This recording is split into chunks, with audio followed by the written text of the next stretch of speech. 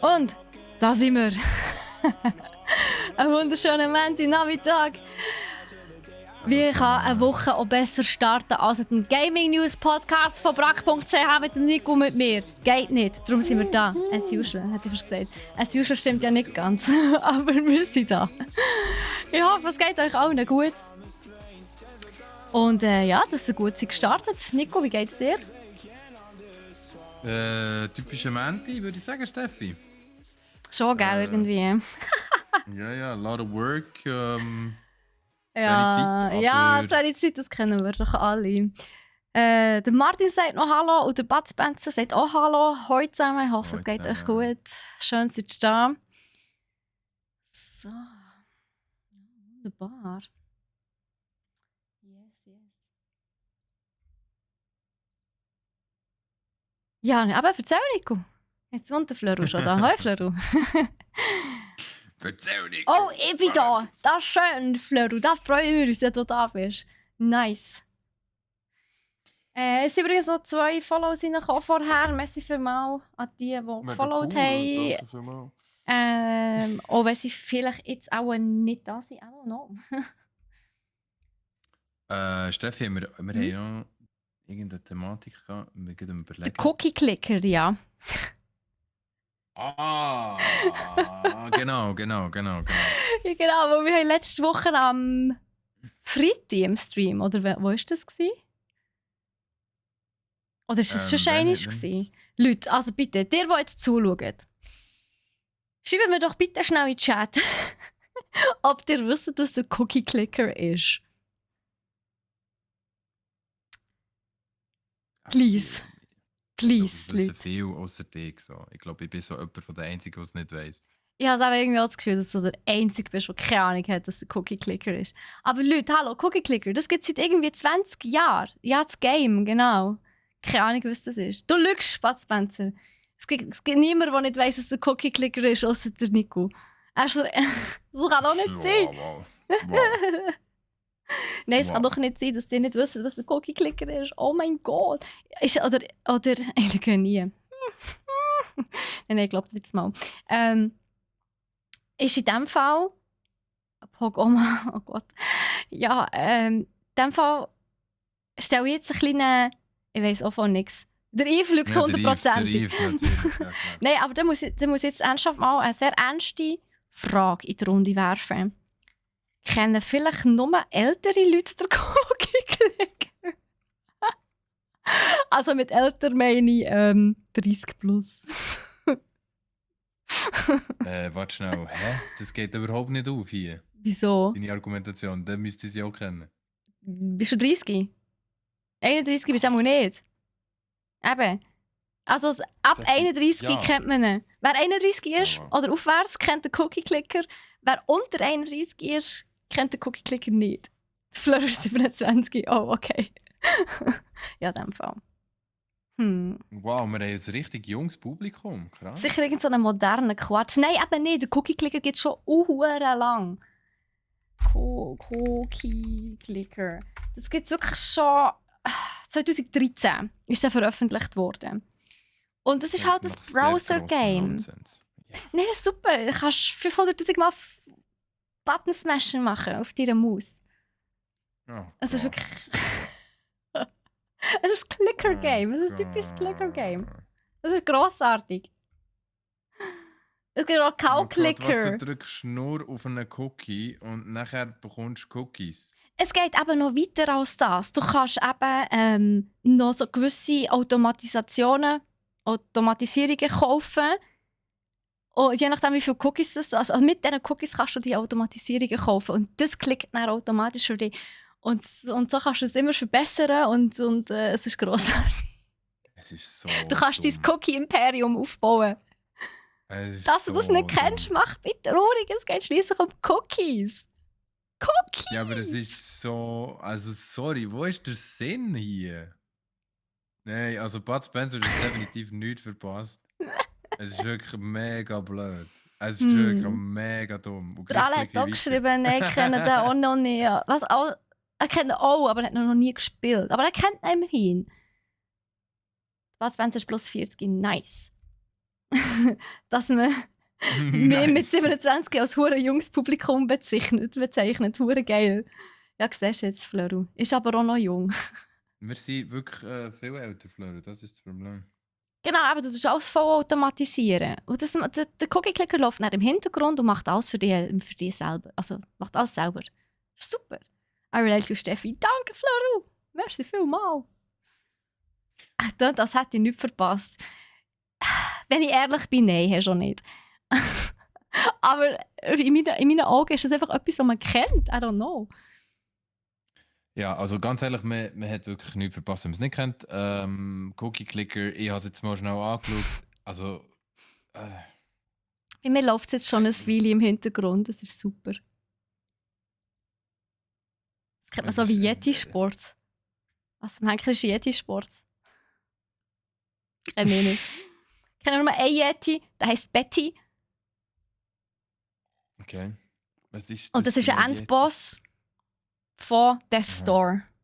Und zwar ein okay, ja, mühsamer. Genau gewusst. Endbosse bei dir im Moment sind immer im Dev Store.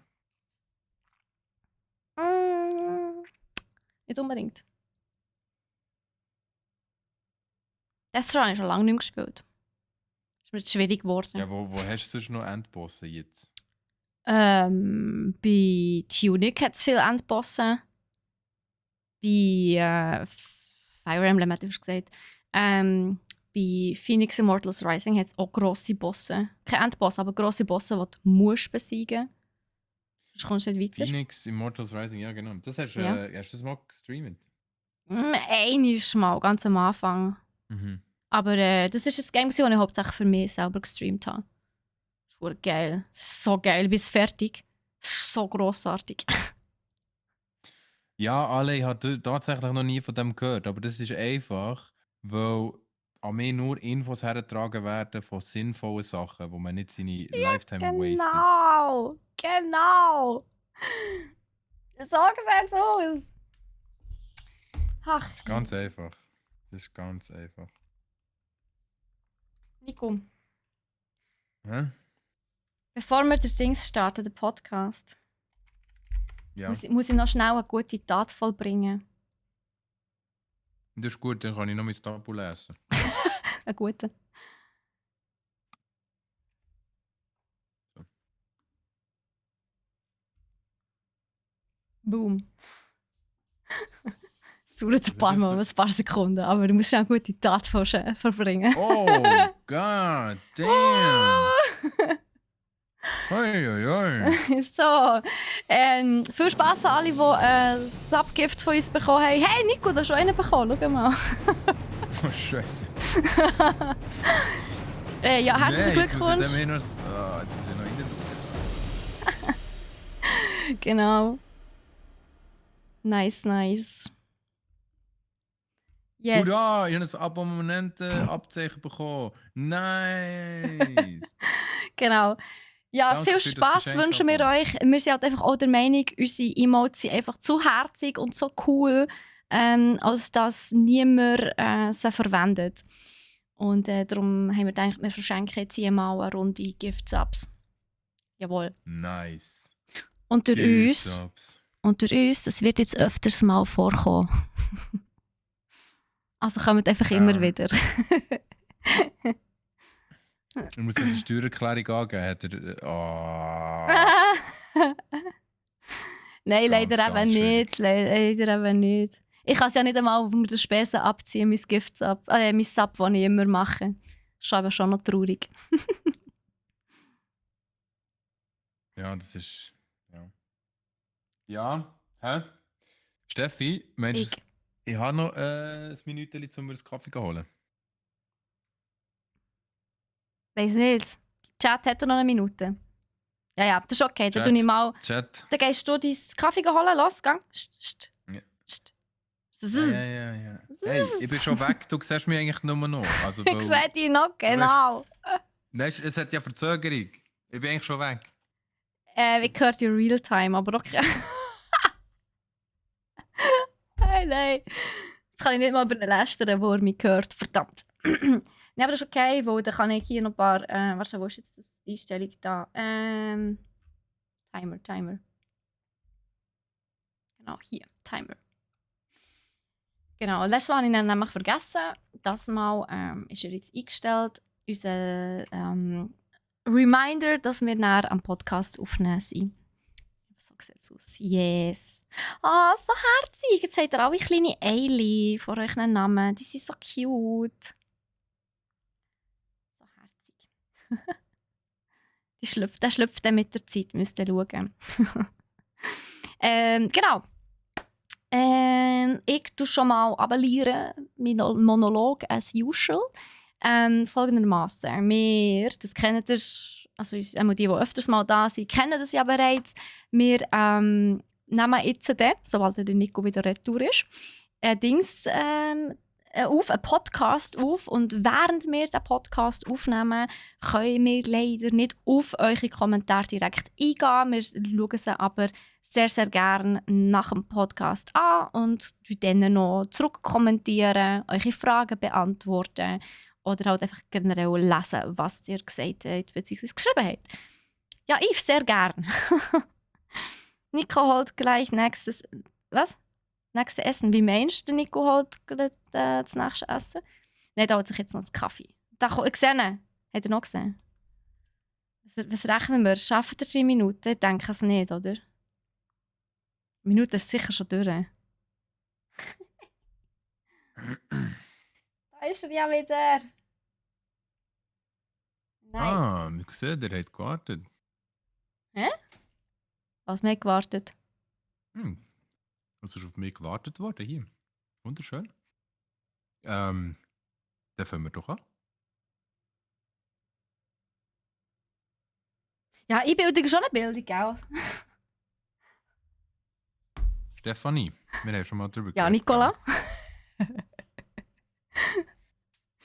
Hey, weisst du was? Es ist die 30. Episode. Du freust dich doch immer so über Episodenjubiläum.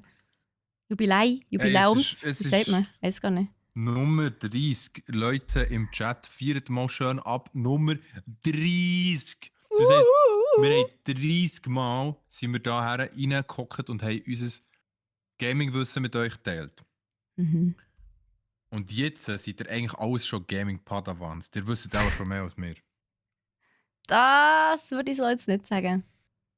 Wir sind Padawans. Padapans. Padawans. Padawans. Wir sind, oder sind wir die Yodas? Noch viel lernen ihr müsst. Was? Okay, alles gut. Noch viel Call me lernen ihr Senpai. müsst. Genau. Call us Senpais, please. Wir sind eure Senpais, ist gut. Tick me Senpai! Also, Ah, du noch viel lernen, du musst, Padawan, genau. Genau, so sieht es aus. Also, eure Senpais sind ready für den Podcast. Wie seid ihr ready? Meine Kinders, meine Padawans, seid ihr ready? sie schneien gerade alle klein rein da. Wenn wir sie noch schnell ein bisschen reinschneien? Oder nehmen wir jetzt Ähm. Druck, das ist das Problem. Ja, nehmen wir für an, weil es ist schon 20 ab gewesen. Und wir haben einiges, was wir da vorhaben und wir müssen machen. Ja, einiges Mama auf unserer Steffi will Liste. auch noch auf ihr runter. Und ich muss irgendwann auf den Zug. Das ist erst das Problem. Genau. Ja, Übrigens, wenn ich, super, nicht hast auf, mich- wenn ich nicht auf den Zug müsste, würde ich da 3 Stunden easy streamen und ein bisschen Spass haben mit euch. Aber so geht es leider nicht. Ich kann euch leider nicht mit in den Zug nehmen. Leider. Okay, also, was wenn wir das jetzt für einen Bezug zu unserem Gaming-Podcast hat? Keine? Auf jeden Fall. Merci, hast du mich markiert in deiner Story. Dass ich sie auch teilen kann. Super. Ja, das nächste Mal kann ich das gerne wieder machen, wenn du möchtest. Nein, ist gut. Ich denke, wenn ich Ja, mein nicht eigenes richtig. Gesicht einfach so poste und ja, das ist vielleicht nicht so interessant. Aber item, also, eure Senpais viel würden jetzt dann mal durch... Follower auch. Das ist interessant für dich. Okay, fair. Also, eure Senpais, meine lieben Padawans, eure Senpais würden dann jetzt mal anfangen, den Podcast aufzunehmen. Ja, würde ich sagen, wir starten. Das ist so eine Sache, wirklich. Ja, let's go.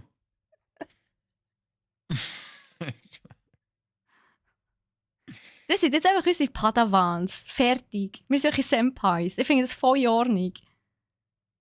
Findest du das nicht auch voll? Das bleibt jetzt einfach. Das hat sich jetzt so eingebürgert in den letzten 5 Minuten. Das bleibt jetzt einfach.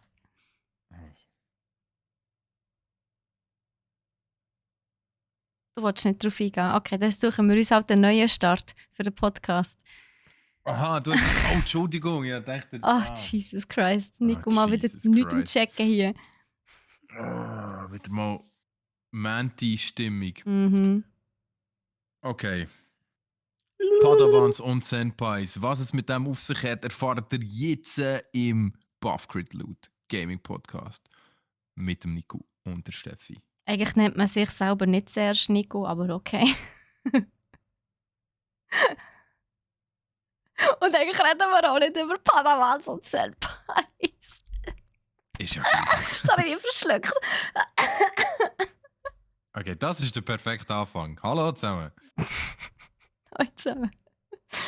Nein, Padawans und Senpais, ja, wenn ihr das verpasst habt, ist es der Beweis, dass ihr einfach nicht bei uns im Stream seid dabei gewesen. Genau. Ja, da Das habt ihr heisst, wirklich nächstes etwas Mal. verpasst. Also, und die 10 Subgifts, die wir verteilt haben, habt ihr auch verpasst. Also, nächstes Mal müsst ihr einfach vorbeikommen schauen. Immer am Montag, am 3. Gaming News Podcast live auf Twitch. Twitch.ch. Eben nicht twitch.tv/brack.ch.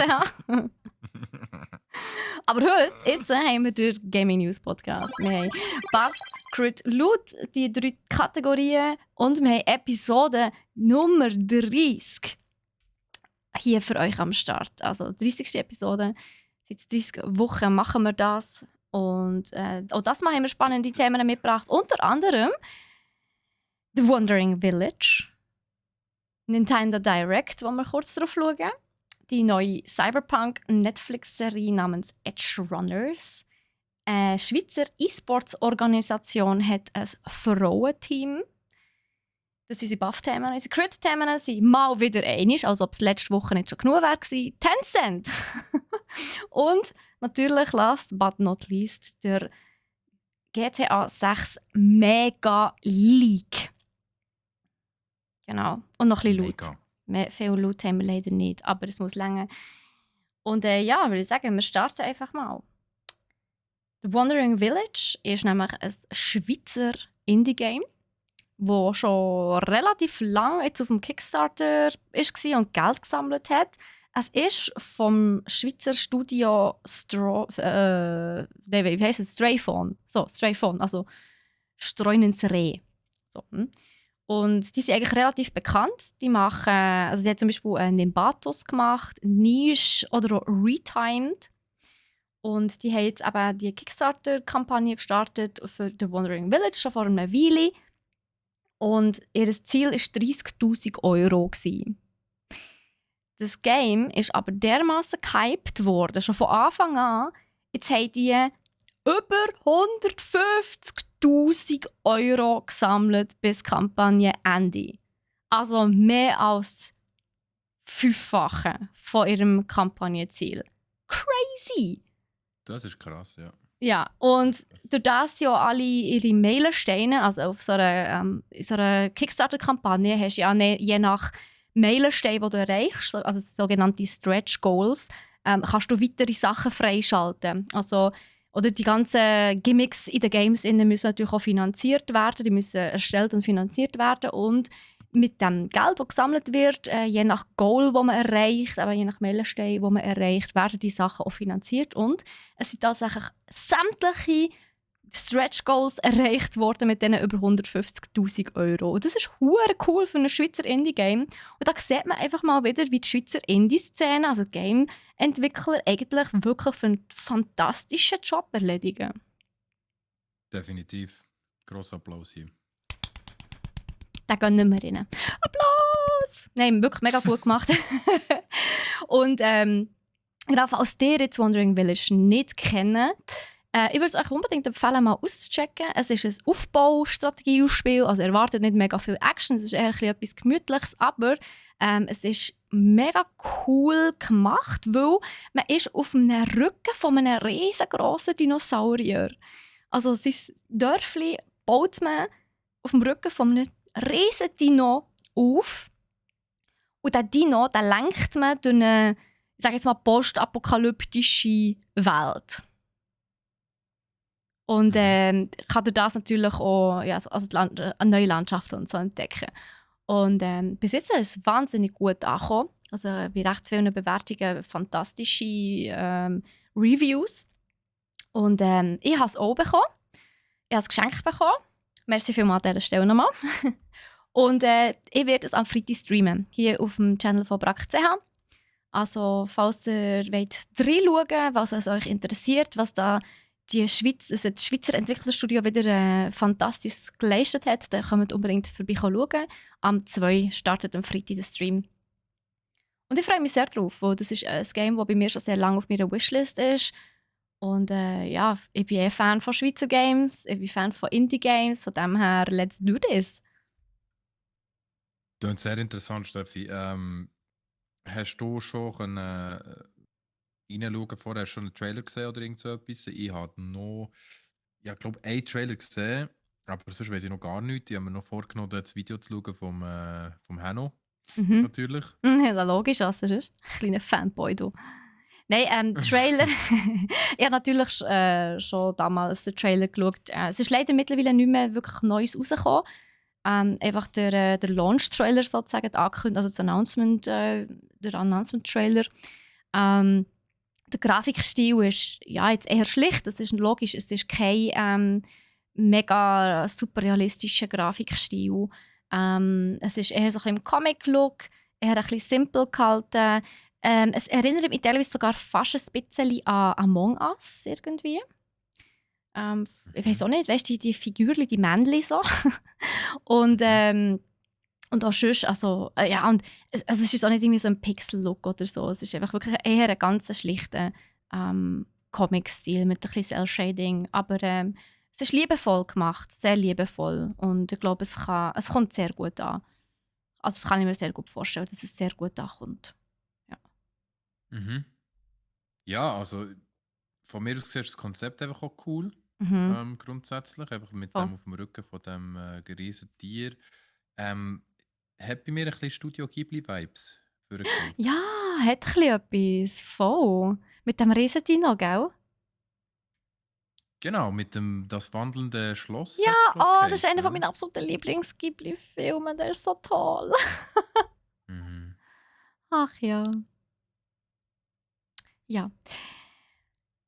Aber check jetzt mal auf Steam ist es, glaube ich, im Moment Aktion, wenn ich es recht im Kopf habe. Es kostet, es hat, 10% Rabatt und kostet, glaube ich, irgendwie so um die 25 Franken. 25 bis 30 Franken dort umeinander, halt je nach Rabatt, den ihr noch habt. Ja. Es ist mega wenig. Also ich finde 30 Stutz für ein Indie-Game gar nicht viel. Aber über das Thema haben wir letzte Woche, glaube ich, schon ausführlich geredet. Weißt du, wie teuer das Games und so sollten bzw. dürfen sein. Aber 30 Stutz für ein Indie-Game finde ich voll okay. Was ich jetzt nicht weiss, ist, ob es im Xbox Game Pass ist. Das müsste ich nachschauen, aber ich glaube es nicht. Würde mich so erstaunen. Gell, mir auch. Ja, würde mich wirklich erstaunen. Aber ja, so viel dazu. Was letzte Woche neu war, ist der Nintendo Direct, mal wieder einmal. Nintendo Direct ist wahnsinnig viel mal wieder vorgestellt worden. Es war ein relativ grosser, langer Stream das Mal. Ich würde jetzt einfach schnell die paar Highlights ablesen, wo in meinen Augen jetzt so ein bisschen die Highlights sind. Natürlich, was ich an dieser Stelle auch noch schnell möchte erwähnt haben, Splatoon 3 ist ja seit dem 9. September erhältlich. Splatoon 3 ist ja eines der grössten Franchises von Nintendo. Nebst Mario und so, genau. Mario, Zelda, Genau. Splatoon, das sind so die 3 grössten. Pokémon ist ja Pokémon Company, darum zähle ich das nicht dazu. Und genau, das gibt es ja jetzt schon seit ein paar Tagen auf der Switch. Und das ist vor allem in der Weltschweiz enorm gross. Gibt es ja auch Turniere und alles. Das finde ich recht. Ah, wirklich? Ja. Habe ich nicht gewusst. Mhm. Ich persönlich, an mir so ein bisschen vorbeigegangen, das ganze Splatoon. Ich glaube, du bist schon nicht so die Zielgruppe. Okay. Also wenn du mich fragst, ich würde jetzt sie nicht als die Zielgruppe identifizieren von Splatoon. Okay. Also ich meine, es ist eine Art Shooter. Es ist ein bisschen wie Paintball. Und du musst Also halt... du musst alles einfärben, oder? genau, Ich weiss, in deiner Farbe. Ja, genau. Ja. Mhm. Du bist so ein Tintenfisch und du kannst in deiner Farbe eben auch schwimmen und dann kommst du mega schnell vorwärts. Und das Spielprinzip ist eigentlich wirklich lustig. Okay. Mhm. Yes. Aber da gibt es auch Ja, E-Sports-Turniere. Aber hier in Deutschschweiz eben nicht. Also das ist alles so ein bisschen in Romandie. Okay. Aber was auch kommt auf der Switch, und zwar am 27. September, also schon gleich, ist Tunic. Also das Game, also es ist ein Zelda-like, Roguelike, hure schwer, aber es ist so schnuckelig, aber ich bin irgendwann mal einfach nicht mehr weitergekommen, weil es so brutal wird. Also brutal, einfach wirklich brutal schwierig. Aber ja, das kommt jetzt auf der Switch und ja, ich bin gespannt, ob das noch ein bisschen mehr Publikum bekommt, weil es ist wirklich ein cutes Indie-Game. Es ist ja schon auf dem Xbox Game Pass. Aber eben, also es ist wirklich so hart. Also das wird heftig zum Spielen für viele. Ja, bin ich gespannt. Mario and the Rabbids Sparks of Hope hat jetzt auch kommt auch schon gleich am 20. Oktober. Eigentlich geht es also irgendwie auf Halloween hin. Aber auf Halloween hin kommen noch 2 andere Games, und zwar Bayonetta 3 und Resident Evil Village. Am 28. Oktober werden die released auf der Nintendo Switch. Stell dir vor, Horror-Games auf der Switch. Das ist irgendwie das einzige Horror-Game, das ich mit der Nintendo Switch verbinde, ist Luigi's Mansion. Das ist doch kein Horror-Game, Stefan. Ich weiss, aber weißt du, was ich meine? Das ist, Ja, bis jetzt ist, so, ist Luigi's Mansion so das einzige horrorige, ja, würde ich sagen, Game gewesen, das ich irgendwie mit der Switch in Verbindung gebracht habe. Und also, Switch hat halt vor jetzt schon längerer Zeit halt angefangen,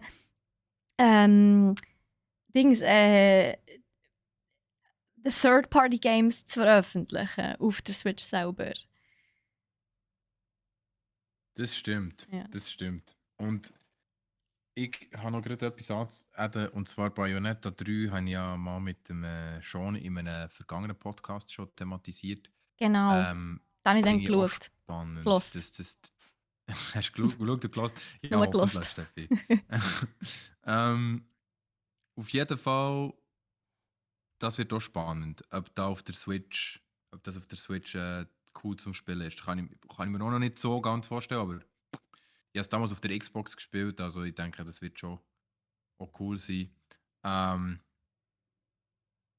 Und ist nicht noch irgendetwas geleakt worden, Steffi? Sorry, dass ich da schnell noch etwas probiere reinzuquetschen wieder.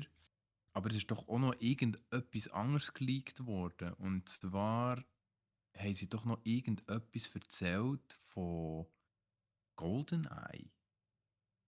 Ja. Es gibt ja so ein N64-Abo, das du kannst lösen. Ich habe jetzt eigentlich das Abo absichtlich nicht mit reingenommen, wo du aber das Abo musst lösen. Und dann musst du, das ist ganz dumm, du musst das Online-Abo lösen plus das N64-Abo. Also du musst, glaube ich, 2 Abos haben. Ich finde es richtig beschissen. Aber dann kommt so das Original GoldenEye von N64 kommt drauf auf Switch. Ich weiß aber nicht per wann. Aber ja, das kommt auch. Ich sage es nur, weil ich per Zufall einen Post gesehen von einem Kollegen, der irgendwie geschrieben hat, «It's coming back» mit dem GoldenEye. Und Ja, so aber gedacht, eben, du musst irgendwie 2 Abos lösen, wenn ich es recht im Kopf habe, was ich recht dumm finde. Weißt du, Nintendo hat ja angefangen in letzter Zeit öfters mal alte Games zu veröffentlichen. Also unter alt meine ich sämtliche erfolgreiche N64-Games. Aber dort musst du nicht nur das Online-Abo haben, sondern auch noch das N64-Abo. Du musst literally 2 Nintendo-Abos haben, wenn ich es recht verstanden habe. oh wow. Ja, okay, also eben. du brauchst 2 verschiedene Abos. Krass. Ja, und dann, was ich aber auch noch mitbekommen habe, ist aber, dass wirklich zum Teil die Games, also die N64-Games, dass sie nicht schon imported worden sind. Dass es teilweise auch hure buggt. Und darum habe ich es absichtlich nicht reingenommen, weil ich ja die Highlights möchte erzählen. Aber ja, es ist, you know, lass uns das beobachten, wo in meinen Augen ist es, entweder wird es ein riesen Bugfest oder es wird hure gehypt. Mal schauen. Das ist es so. Das ist es so. Wir werden es sehen und wir bleiben gespannt. Und es tönt bis jetzt schon mal sehr interessant. Und sorry für mich, Einwurf, Steffi, Das ich ist muss schnell noch absolut in nachfragen. Ordnung. Was auch noch kommt auf der Switch ist It Takes Two. Was natürlich insbesondere cool ist, jetzt auf der Herbst- bzw. Winterzeit, ja, wo es halt wieder darum geht, man geht nicht im Ganzen so gerne raus, wo es wieder arschkalt wird. Am Abend ist es schnell dunkel, was will man machen am Wochenende, wenn es Wüstwetter ist und so weiter. So, ja, hey Leute, ganz ehrlich, schnappt euch eure Switch, hängt es am Fernseher an, hockt zu zweit auf die Couch und spielt das, wo es ist hure witzig. Kann ich nur bestätigen, ich habe so durchgespielt. Mit, ja. Was das Einzige, was ich, egal. ja, Ich habe es auf jeden Fall du hast es schon. Was ich aber euch unbedingt ans Herz legen will, ist, der besser gamet, soll bitte die Frau spielen. Weil die Frau, die ist skilliger. Du musst besser können aimen und so weiter. Und da ist es schon teilweise sehr frustrierend, wenn jemand, der nicht so gut kann aimen, nicht die Frau spielt. Für andere ist es enorm frustrierend. Also es ist einfach so ein kleiner Einwurf an dieser Stelle von meiner Seite, so ein bisschen als Nervenschoner.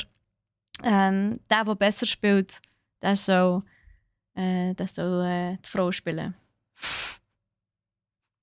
Das ist ein guter Vorschlag. Habe ich jetzt so noch nicht gesehen?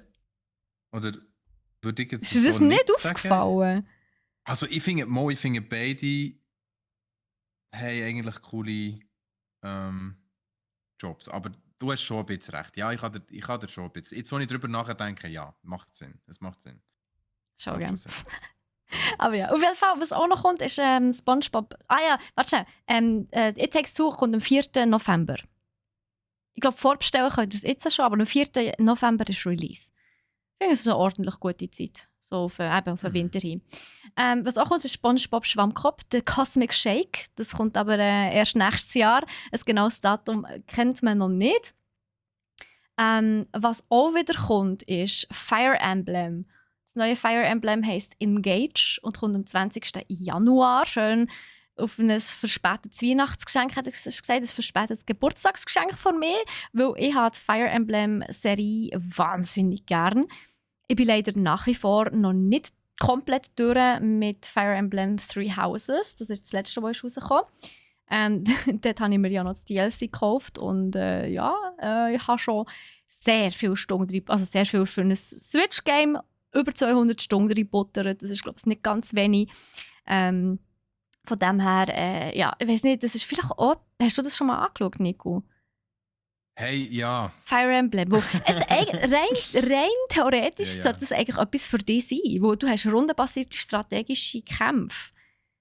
Mit verschiedenen Waffen und verschiedener Magie und jedes ist auf eine entweder stärker oder schwächer, je nachdem, was dir gegenübersteht. Du kannst die bonden mit anderen Charakteren und die geben dir gewisse Boni und so weiter. Und dann hat es so eine recht coole Story eigentlich meistens. Also, Ja. Ich habe mir es angeschaut, Steffi. Aber- Also mehr als einmal, mehr als zweimal, mehr als dreimal. Nico! Aber ich weiss ganz genau, dass ich dann auch für lange Zeit nur noch das wird spielen. Weil genau.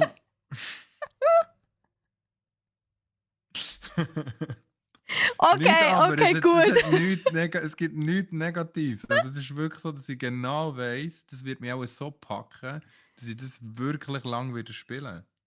Ich kann es absolut nachvollziehen. Ich hatte das erste Fire Emblem, das ich mir dann zugetan habe, war auf der Wii gewesen. Radiant Dawn hat das geheißen. Oh, und ich habe so gesuchtet. Und dann ist es ja auch noch auf der 3DS jetzt auch noch eins gegeben, das Icos. Aber ich habe nie so viel mit der 3DS gespielt, irgendwie leider. Das muss ich irgendwann mal nachholen. Und dann eben das Three Houses. Irgendwie habe ich es verpasst. Ich weiß es gar nicht. Es Ja, hat ich mehr, glaub's nicht. es hat doch, wie Es viel gibt, hat es es gibt, es gegeben? gibt, es gibt unglaublich viel. Fire Emblem ist tatsächlich eines der grössten und eigentlich ältesten Franchises von Nintendo. Also, wo auf Ja, Nintendo kommt. krass. Mhm. Es gibt Krass. viel. Viele sind am Anfang nur in Japan gelauncht worden. Und es gibt sicher das eine oder andere, das in der Zwischenzeit nur in Japan ist veröffentlicht wurde. Aber es ist ein riesiges Franchise eigentlich.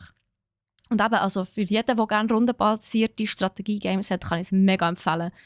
Man muss zwar viel lesen, es ist halt, es ist so eine Mischung halt zwischen eben Strategiekampf und, also rundenbasierter Strategiekampf und Graphic Novel. So ein bisschen. Es hat Ja, viel natürlich. Graphic Was, ja, Novel ja. drin. Ja, klar. Oder? Und viel Story, gell? Einfach auch. Sehr viel Wegen Story. dem. Wo du musst Ja. natürlich auch immer mit den Charakteren reden, wo du musst Beziehungen aufbauen und pflegen. Und je nachdem schaltest du natürlich eben gewisse Boni frei. Du musst auch zu den Händlern immer wieder gehen schauen, was die haben für dich.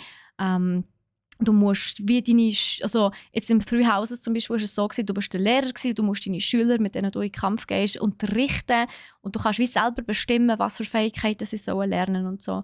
Und es ist echt cool. Also mir macht es unglaublich viel Spaß und ich freue mich jetzt schon darauf, dass wieder ein Neues kommt. Aber es ist mir fast schon zu schnell irgendwie, weil eben, ich bin mit dem anderen noch nicht fertig und auf die Three Houses habe ich wirklich enorm lang gewartet. Das ist ewig gegangen, bis dann ein neues Fire Emblem ist rausgekommen. Und es ist jetzt, ist das eigentlich im 19. oder im 20. rausgekommen? Jetzt bin ich mir gar nicht sicher, jetzt muss ich das schnell googlen. Fire Emblem. Ja, das ist gut, weil, also, Im 19. ja, das ist genau, lustig. 19 ist es rausgekommen. Und jetzt ist nur, ja, würde ich sagen, 3,5 Jahre später kommt schon das nächste. Das ist schnell Ja. für so ein grosses Game. Und es ist nur Nintendo, gell, sagst du? Genau. Und was man muss bedenken bei Fire Emblem Three Houses, es hat 3 Houses. Das heisst, es hat 3 Story-Stränge, wo du Stränge, wo du, wo du kannst spielen. Das heisst, du kannst das Game 3-mal durchspielen. Und auch teilweise, je nachdem, wie du dich entscheidest, geht es anders weiter. Oder? Also, der Wiederspielwert von Three Houses ist enorm gross. Es gibt wirklich hure viel. Ja, eben, gell? Holy shit. Wow. Okay, es gibt irgendwie angefangen, hat es mit dem Shadow Dragon and the Blade of Light, nachher Gaiden, nachher Mystery of the Emblem, nachher Genealogy of the Holy War, nachher Thracia 776, nachher The Binding Blade, nachher The Blazing Blade, nachher The Sacred Stones, nachher Path of Radiance, nachher Radiant Dawn, Oh, das ist das, mit dem habe ich Soul gestartet. Dragon, Ja. nachher New Mystery of the Emblem, nachher Awakening, Awakening habe ich nachher auch gehabt. Fates, nachher Echoes, Genau, Fates und Shadows Echoes, of das war glaube ich so ein Valentia Doppelding. Ja. und nachher Three Houses, ja. Ja.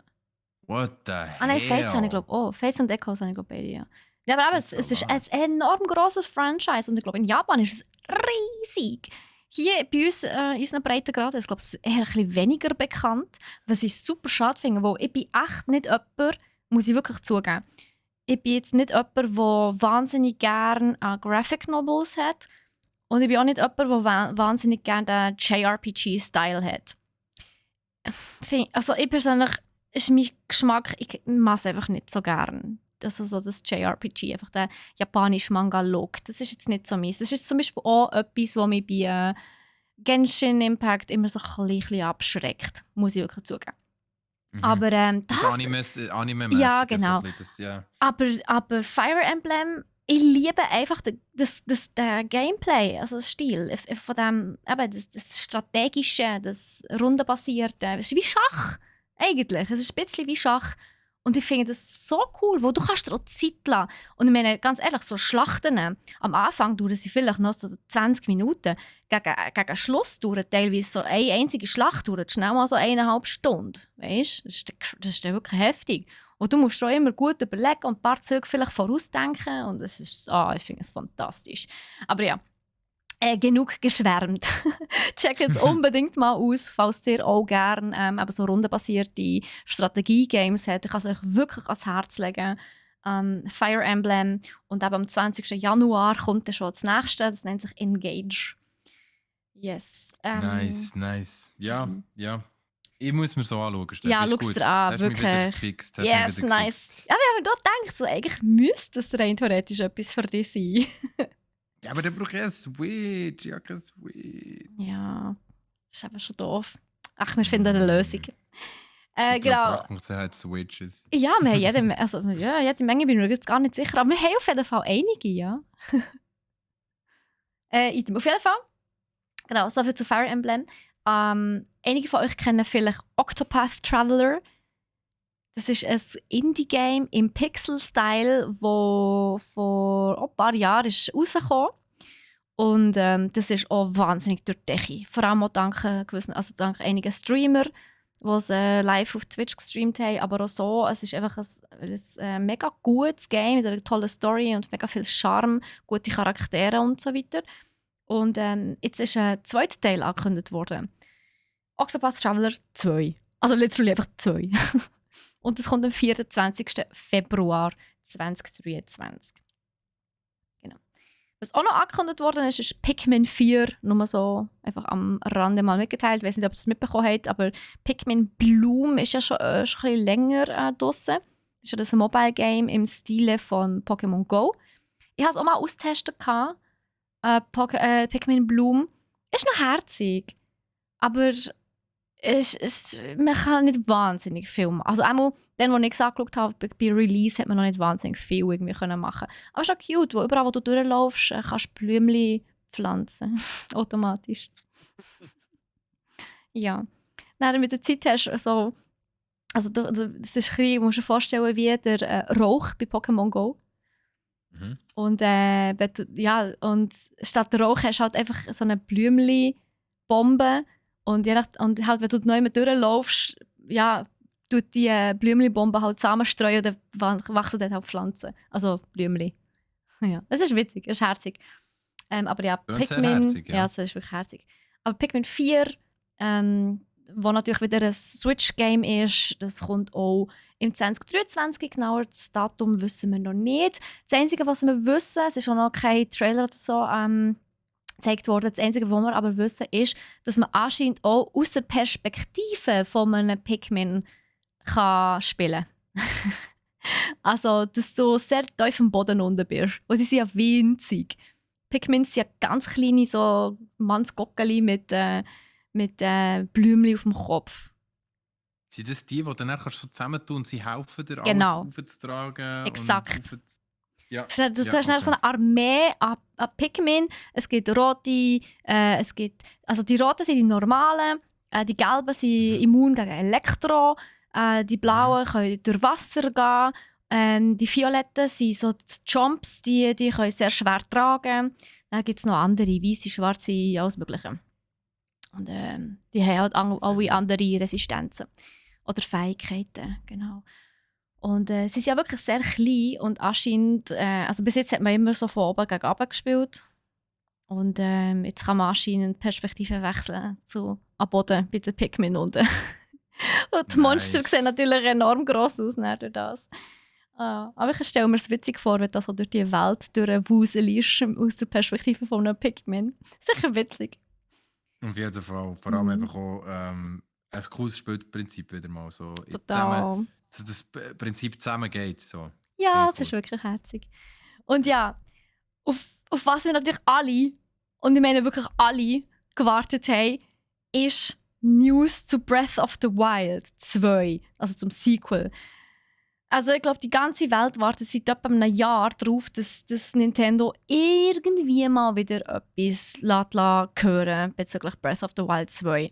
Weil man hat nie mehr etwas gehört. Das Letzte, was man ja gehört hat, ist kurz nachdem sie gesagt haben, nein, das kommt pünktlich, da wird auf keinen Fall etwas verschoben, haben sie es ja verschoben. Und nicht mal ein Datum oder so gegeben. Man hat jetzt endlich mal wieder etwas gehört. Und zwar hat man einen kleinen Teaser. Ich wollte ihm nicht einmal Trailer sagen. Es ist wirklich ein Mini-Teaser. Ein sehr kryptischer noch oben drauf. Hat man gezeigt an Nintendo Direct. Und das Einzige, was man in diesem Teaser sieht, sind so, wie so eine uralte Prophezeiung, die in Stein gemeißelt worden ist.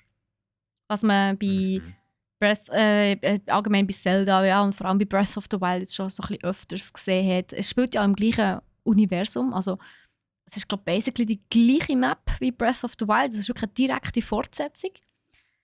Und ich glaube, der Teaser, den man vor einem Jahr, 1,5 gesehen hat, der hat schon viel mehr gezeigt als der Teaser-Trailer, den sie jetzt noch gebracht haben. Aber ja, man weiss eigentlich schon lange, dass man jetzt auch wieder wird, in den Himmel gehen. Also der Himmel ist ja jetzt nicht ein unbetretenes Gebiet, ich sage jetzt mal im Zelda-Universum, ist ja schon öfters mal im Himmel rauf. Also, ja, vor allem so, zum Beispiel bei Skyward Sword war man ja schon im Himmel oben gewesen. Das war immer mal wieder irgendwie ein Thema gewesen. Und ja, eben, man kann natürlich den Gleiter noch extremer benutzen und so. Und es gibt einen sehr viel grösseren Gleiter als das Flugzeug. Mit dem kommst du, glaube ich, auch ein Stückchen weiter. Aber mehr weiss man noch nicht, immer noch nicht. Beziehungsweise inhaltlich weiss man nach wie vor nicht mehr. Das Einzige, was man jetzt weiss, und ich habe schon von dem einen oder anderen gehört, hey, ich nehme dir dann frei. Und zwar am 23. Mai 2023. Yes. Also, 23. Cool Mai. aus. Ja, und gleich. Weißt du, was mich nervt? Ja, hit me. Ich bin gespannt. Was nervt dich? Dort muss ich halt wirklich sagen, Breath of the Wild hat es auch schon gehabt. Und das Sequel, Tears of the Kingdom, das ist der offizielle Name, hat noch so viel mehr Potenzial bezüglich Grafik. Und Switch ist jetzt halt schon nicht so ein Grafikmonster, das muss man halt schon sagen. Und es ist so schade, wo stell dir vor, Breath of the Wild, beziehungsweise eben jetzt Tears of the Kingdom, auf einem 4K-Riesenbildschirm im Wohnzimmer mit einer richtig geilen Grafik. Es muss nicht eine superrealistische Top-Grafik in Unreal Engine 5 sein. Überhaupt nicht. Es darf von mir so am Cell-Shading bleiben. Aber stell dir vor, es wäre so toll. Und dort leistet mir die Switch leider doch noch so ein Mühe doch zu wenig. Das wäre echt geil, wenn die Switch einfach doch ein Stück mehr Leistung hat. Vor allem bei so Games. Ja. Und ich meine auch Bayonetta und so. Weißt du? Ich habe ja jetzt Immortal Phoenix Rising auf der Switch gespielt bei mir am PC. Aber nicht auf dem PC, auf der Switch, am Fernsehen. Und auch schon dort, man hat einfach den Unterschied wirklich deutlich gesehen. Es ist jetzt super schlimm, aber es wäre einfach geil. Es wäre noch so das Töpfchen auf mir, weißt du. Die Kirsche auf der Torte, ne? Ja, kann ich nachvollziehen, was du meinst. Ja. Ja, also ich glaube halt, ich habe es leider selber nie gespielt, also das Breath of the Wild nie. Aber es ist ja ein Game, das von seiner Atmosphäre lebt. Von dem her, wenn du dort eine Grafik natürlich hast, die dich noch vom Hocker holt, dann ist das eigentlich nur ein grosser Bonus zu diesem Game. Und ja, und vor allem gerade jetzt, wo du ja auch irgendwo im Himmel oben bist, in diesen Wochen hat es ja so verschiedene Inseln. Und du verbringst wieder viel mehr Zeit, sagen wir jetzt mal, in einer Umgebung, wo du sehr weit siehst. Und wie geil wäre das, wenn das so richtig nice Grafik wäre, die auch weit vorne rendern, weißt? Und das ist wirklich der Nachteil von Switch, dass sie halt nicht sehr weit rendert. Okay. Ich sehe genau, was du meinst. Dass man wie Berge und alles in der Weite auch noch sehen. So. Beziehungsweise eben nicht nur Berge. Berge ist ja noch eins, aber Bäume, Flora, Fauna, Monster, Kleinigkeiten, Gras und so weiter. Weißt? Dass es halt einfach sehr spät rendert. Ja. Aber ja. Okay. Aber gleich, ich meine, es ist Zelda, wir sind alle gehypt, wir werden es so oder so kaufen. Aber ich werde frei nehmen, denn, das kann ich noch nicht sagen, ich weiß noch nicht einmal, was für ein Tag das ist. Anscheinend ist es kein Wochenende, sondern einfach ein Tag, wo man muss frei nehmen muss. Es ist ein Donnerstag. Gut, meine Damen und Herren, ich bin dann am Donnerstag nicht da. Gut, das ist super. Der trifft sich ja gut, dann im Donnerstag immer frei. Nein, ich glaube, ich sehe mich nicht anfangen, Zelda spielen, weil ich es nie gespielt habe. Das ist für mich so ein Game, wenn ich das von spielen, dann müsste ich wie Ursprung anfangen. Ah, Erstes ja. Game, Mhm. zweites Game. Und einfach für mich, das lenkt mir nicht einfach so an. Man kommt dort nicht einfach so rein, finde ich. Musst nicht. Also Oder? ich meine, ich habe ja auch nicht beim ersten angefangen. Ich habe auch bei Ocarina of Time angefangen. Aber Mhm. ich verstehe dich voll, weil Geschichte, beziehungsweise, ich weiß jetzt nicht, die von euch, die Zelda spielen, die wissen es sicher, aber die ganze Story, die ganze Zelda-Timeline, das ist eine gigantisch große Timeline. Da könnt ihr mal googlen, Zelda Timeline. Und die ist dreiteilt und alles. Und da gibt es Theorien dazu und noch und nachher. Und eine chronologische Reihenfolge, wie die Games eigentlich miteinander zusammenhängen, pipapo. Und du hast Gimmicks und Easter Eggs und Zeug und Sachen, die du wiedererkennst natürlich, wenn du die Games je nachdem halt gespielt hast. Und das ist aber genau der Faktor, was Zelda so geil macht, dass du an einem Ort stehst und sagst, hey, das habe ich schon mal gesehen. Oder? Und das ist aber schon recht sick. Ja, ich glaube so. Ich denke, aber man sieht es im Gaming-Universum an sich oder in der Gaming-Welt, Zelda wird immer hat der Inbegriff sein für Leute, wie man ein gutes RPG macht. Und Mhm. von dem Und her, ja, sind wir gespannt. Sind wir gespannt. ich bin enorm gespannt. Das Einzige, Steffi. was ich noch zu anmerken habe, ist, ich frage mich ein bisschen, und ich will jetzt nicht den Hass von allen Zelda-Fans auf mich ziehen. Ich bin selber Zelda-Fan, aber ähm, ich habe ja jetzt eben Immortals Phoenix Rising gespielt.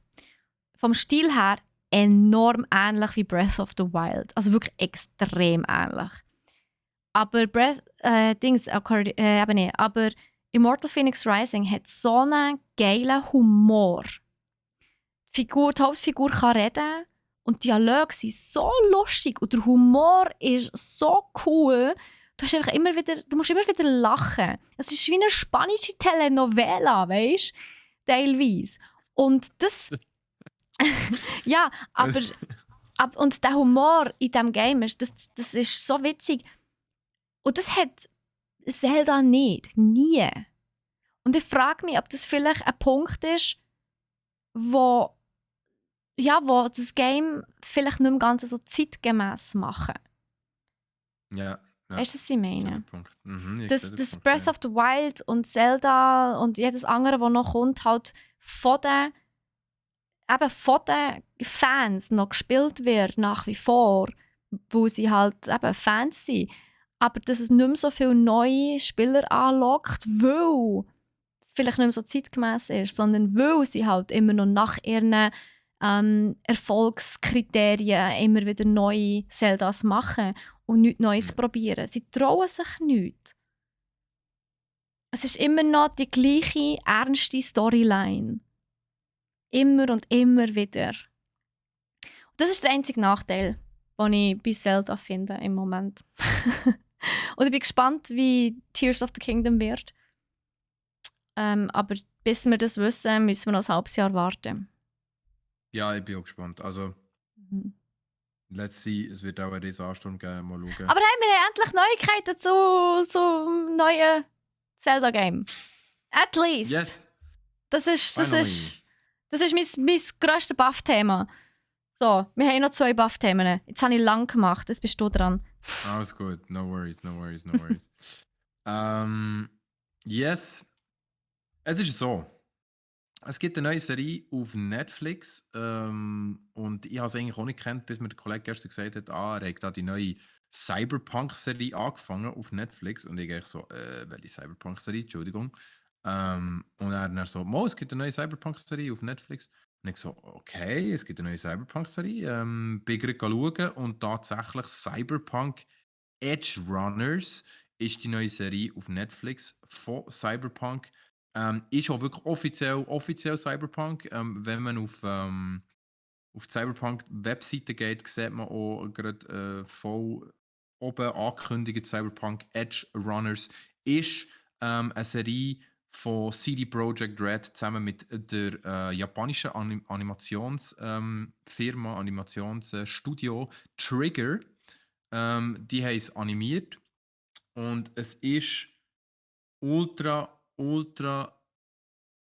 schnell, brutal und wie soll ich sagen, halt echt, Not safe ja, wie for man es halt so. work. Ja, not safe for work. Es ist wirklich sehr schnell, brutal und es hat natürlich auch die eine oder andere Szene drinnen, wo doch, ja, würde ich mal sagen, nicht ähm, unter 18 sollte angeschaut werden, auf jeden Fall. Habe ich aber auch erst gemerkt, nachdem ich ein bisschen reingeschaut habe ich auch so gefunden, aber die haben Gas gegeben. ähm, es ist eine coole Serie, es ist aber sehr brutal. Ich sage nur, gerade schnell zum Anfang, ich spoilere gar nicht, weil ich bin auch erst bei der ersten Folge.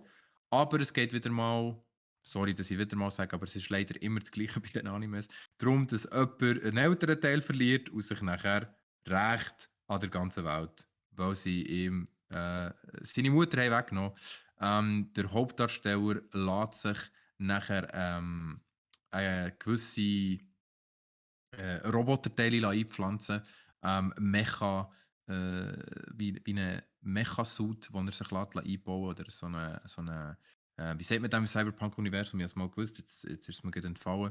Einfach, einfach halt der Teil vom Körper, wo er Maschine ist. Er lässt sich einfach wirklich so eine Body-Modifikation, Body-Mod lässt er sich einbauen. Und mit dem wird er nachher viel stärker und so eine halbe Killermaschine. Und die ganze Serie geht eigentlich wirklich darum, töten oder getötet werden. Sehr brutal, sehr viel Schießereien, viel Blut. Aber ultra cool animiert, sehr zu empfehlen für alle, die auf Animes stehen, auf Cyberpunk stehen. Das ist eine coole Fusion aus beidem. Ähm, und es hat mich auf jeden Fall abgeholt. Ich werde es weiter schauen. Empfehle aber wirklich den Leuten, wenn ihr es schaut es einfach, ja, wenn ihr den Mut seid, weil es ist wirklich so etwas. Es kann ihm da mal einfach zu schnell sein und zu laut. Und, also ich kann es auch nicht immer schauen. Es ist wirklich so Pam, Pam, Pam, direkt auf deine Ohren und deine Augen und alles. Also ist für die Steffi vielleicht nicht jetzt gerade etwas, was sie schauen würde. Aber die Serie, ich finde sie Nein. gut. Ich werde sicher mal reinschauen, wenn ich Zeit finde. Interessiert tut es mich gleich. Vor allem, ich finde es immer sehr spannend, wie eben Games verfilmt werden. Oder in diesem Fall jetzt, wie aus einem Game ein Anime entsteht. Ich finde es immer sehr interessant. Es kann entweder sehr gut sein oder sehr verpfuscht. Aber es tönt eigentlich danach, als wäre es noch recht cool. Also als wäre es eine gute Anime-Serie. Ich weiß halt nicht, wie losgelöst sie vom Game ist, aber das werden wir sicher dann sehen. Ja. Und ich denke, weißt, mit der Anime-Serie kannst du schon nicht viel falsch machen. Nein, vor allem Es nicht, wie ist, du gesagt hast, dass ja, es ist so ein bisschen immer das Gleiche eigentlich, in Anführungszeichen. Eben, du hast den Hauptcharakter, der einen älteren Teil verliert. Das ist jetzt nicht Neues. Sie werden auch es ist für wirklich diese nicht Serie Neues. eben das Rad nicht neu erfunden haben, aber ja, mal schauen. Aber man kann auch, ich muss mich jetzt selber korrigieren, man kann auch mit einer Anime-Serie oder mit einer animierten Serie kann man auch daneben greifen, was ich jetzt gerade auch wieder Fair. festgestellt habe bei der neuen Tekken-Serie. Die ist ja wirklich für gar nichts und es tut mir leid für alle die es gut finden, wenn es das gibt. Sie ist ja wirklich ultra schlecht. Also es ist auch wirklich so, es ist auch wieder so, es ist genau das Gleiche. Am Anfang der Serie stirbt seine Mutter und er will sich nachher allen rächen und wird nachher von seinem Grossbär trainiert, wo der Heihachi ist. Und die Tekken-Serie ist wirklich kompletter Müll. Und es ist hure schade, weil ich bin ein grosser Tekken-Fan. Aber Nein. Die ist mir letztens auch Nein, empfohlen worden. Würdest du in dem Fall sagen, nicht schauen? Also schau sie, Steffi, ich würde gerne deine Meinung hören. Nein. Ich habe 2, 3 Folgen gesehen, habe müssen sagen, hey, ich kann es nicht mal nebenbei schauen. Und wenn ich es nicht mal nebenbei kann schauen, weil es mich so triggert, weißt du, auch die Konversation und die Dialoge, ich denke einfach manchmal, hey, wie habt ihr die geschrieben? Seid ihr irgendwie, keine Ahnung, seid ihr am Bubble-Tee trinken gewesen und nebenbei irgendwie Dialoge am Schreiben, so ein bisschen aus dem Fenster schauen und ja, das könnt ihr ja noch sagen. Vielleicht Und hat ja, er das wäre einfach noch ein lustig. KI-Dialog geschrieben. Oh, ganz neue Seite. Aha, I mean. Ganz neue Seite. So abwegig ist es nicht, wenn man bedenkt, dass mittlerweile sehr viel sogar Newsberichte und so von KIs geschrieben werden. Stimmt. Also, so abwegig ist es nicht. Dann muss man aber nochmal hinter die Programmierung von dieser KI. ja, definitiv. Aber genug abgeschweift. Auf jeden Fall Edge Runners geht noch reinziehen. Coole Netflix-Serie. Also, muss ich einfach gucken. Ich habe halt Wings geschaut, hätte ich schon gesehen. Fate, eine Wings-Saga. So eine typische Mädchen-Serie. Also, wo wirklich, es ist ein bisschen wie Sailor Moon früher, so ein Cartoon mit so Teenage Girls, die sich in Feen können verwandeln können. Alle haben so magische Fähigkeiten und so. Und es ist so nostalgisch und irgendwie ist es mega brutal. Und leicht gruselig, aber es ist nice umgesetzt. Es ist wirklich sehr geil umgesetzt. Also, falls ihr euch nicht davor scheut, ja, ein paar Frauen also als Hauptdarsteller zu haben. Schaut dem mal vorbei, die zweite Season ist jetzt gerade rausgekommen. Ist echt gut. Mega gut, Hm? mega gut. Sorry, jetzt habe ich noch schnell einwerfen. Alles gut, Steffi, alles gut. Wir sind zeitlich, müssen wir ein bisschen vorwärts machen. Ja. Genau. Ich sage es mal so, ich würde es jetzt auch nicht schauen. Ich habe die Vorschau gesehen. Sieht interessant aus. Aber was auch interessant aussieht und was auch mit Frauen zu tun hat, Mhm. ist das neue E-Sports-Team von Sparks eSports. Sparks eSports ist übrigens, also das schreibt sich SPARX und das ist eine Organisation, die kommt direkt aus der Schweiz eigentlich und die haben Sogar jetzt, aus Bern. sogar aus Bern, also ich wüsste nicht wo und wenn das passiert ist, weil eigentlich habe ich das recht gut im Überblick, was hier passiert, aber Gibt's schon scheinbar lang. ist Sparks aus Bern. Auf jeden Fall haben die jetzt eine Girls Rooster für E-Sports gestellt. Und zwar ein Quintett aus 5 Damen. Sagst du auch schon Damen? Es sind Frauen, Mann. Entschuldigung, ein Quintett aus Damen? 5 Ladies. Oder so von mir aus. Gottfried Stutz. Damen. Hey, sorry, aber ich habe das auch gelesen. Die 5 Damen. Das denke ich mir so, wer hat euch jetzt hier nicht geschissen? Die sind nicht 50. Das sind anfangs 20, Mann. Nennen sie Frauen. Merci. Merci, Steffi. Du hast mich gerade beschuldigt. Du hast mich gerade des Ablesens beschuldigt. Was natürlich nicht Das stimmt. ist unbewusst beeinflussen. Die 5 Ladies namens Catacombs, Eloquence, Karina, Ginger und Lara sind die 5 Frauen, die jetzt für Sparks eSports werden antreten, unter dem absolut genialen Namen Sparks Secret, was absolut cool ist, nicht? Oder? Es ist so. Also wir haben ja so unsere Meinung, Nico. Wir haben ja so unsere Meinung. Wow. Ah ja, also so du hast sofort natürlich, wie könnte es so anders sein, an Victoria's Secret gedacht. Genau. Ich hingegen habe sogar müssen an die Fremdgab-Plattform denken, was Secret heisst. Warum? Aber das ist schon wieder etwas. Ich kenne die Plattform nicht mal, aber Steffi, alles gut. Wir müssen das nicht vertiefen. Ich habe seit lang so viel Werbung bekommen. Ich glaube, es ist eine Fremdgab-Plattform. Aber ich habe irgendwann mal so viel Werbung bekommen, dass ich automatisch an die müssen denken. Ja, ich finde Secrets diesbezüglich auch ein bisschen, ja, jetzt auch nicht so der beste Name. Aber ja, mal schauen. Hauptsache, sie spielen gut. Ja. Über den Namen lässt sich ja streiten. Es klingt interessant. Es ist geheimnisvoll. Valorant. Es klingt sehr geheimnisvoll, ja. Absolut geheimnisvoll. Hoffentlich verraten sie uns ihre dirtiest secrets. Nein, im Endeffekt werden die 5 Frauen Valorant spielen.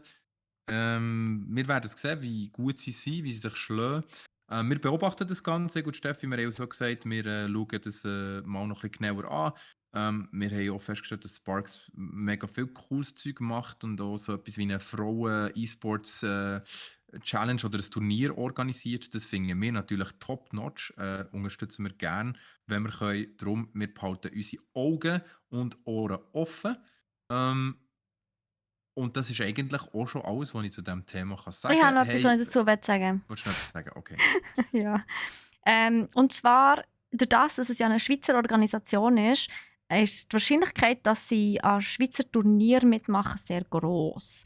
Also meistens müssen Teammitglieder an einem Schweizer Turnier oder in der Schweizer Liga ja 3 von 5 Schweizer also Wohnsitz Schweiz. Das heisst sie natürlich nicht. Aber bei zum Beispiel Turnieren wie Switzerland oder so kann es sehr gut sein, dass sie dort dabei sind und teilnehmen. Ich bin gespannt, wie sie sich schlagen. Ich bin vor allem auch gespannt, wie sie sich gegen rein männliche Teams schlagen. Das muss ich wirklich sagen. Ich hoffe natürlich schon so ein bisschen, dass sie sehr gut sind und auch das eine oder andere Full-Männer-Team wegballern. Das wäre schon schön. Was ich natürlich enorm hoffe, wo ich es wirklich schon genug selber miterlebt habe, ist, dass die 5 Frauen nicht als Marketing-Gag missbraucht werden. Und das ist wirklich schon genug oft vorgekommen. Und das wäre Dass man enorm da schade. Marketing-Gag draus macht. Ja, Genau, ja, dass ja. man sie extra vermarktet, von wegen so, hey, schaut mal, es sind Frauen, mega toll, es sind Frauen. Ja, nein, bitte behandelt sie einfach wie E-Sportler, please. Es sind einfach E-Sports-Athletes. Ja, Oder, ich hoffe, sie hat den Namen Sparks Secret sich selber gegeben. Ich hoffe es, weil sonst wäre das für mich weiss es schon nicht. die erste. Also, weißt du, was ich meine? Man Ja, könnte jetzt ja. da schon drüber philosophieren, weil so wie es geschrieben ist und wie sie, ja, Es ist wir schon, beobachten es. ja, der Schreibstil, also die Schriftart, die sie gewählt haben für Ja, Secrets, ist schon sehr ja. girly, das stimmt. Das ist ja auch nicht schlecht. Ist Das nicht darf schlecht, girly sein. Der Auftritt von ihnen darf auch girly sein, von mir aus. Sie dürfen alles pink und rosa und glitzerig machen, von mir aus, mit Einhörner und Wölkchen, I don't care. Aber sie sollen bitte nicht ausgeschlachtet werden als Maskott, als Marketing-Maskottchen. Weißt du, was ich meine? So, nur weil sie Frauen Ja. sind.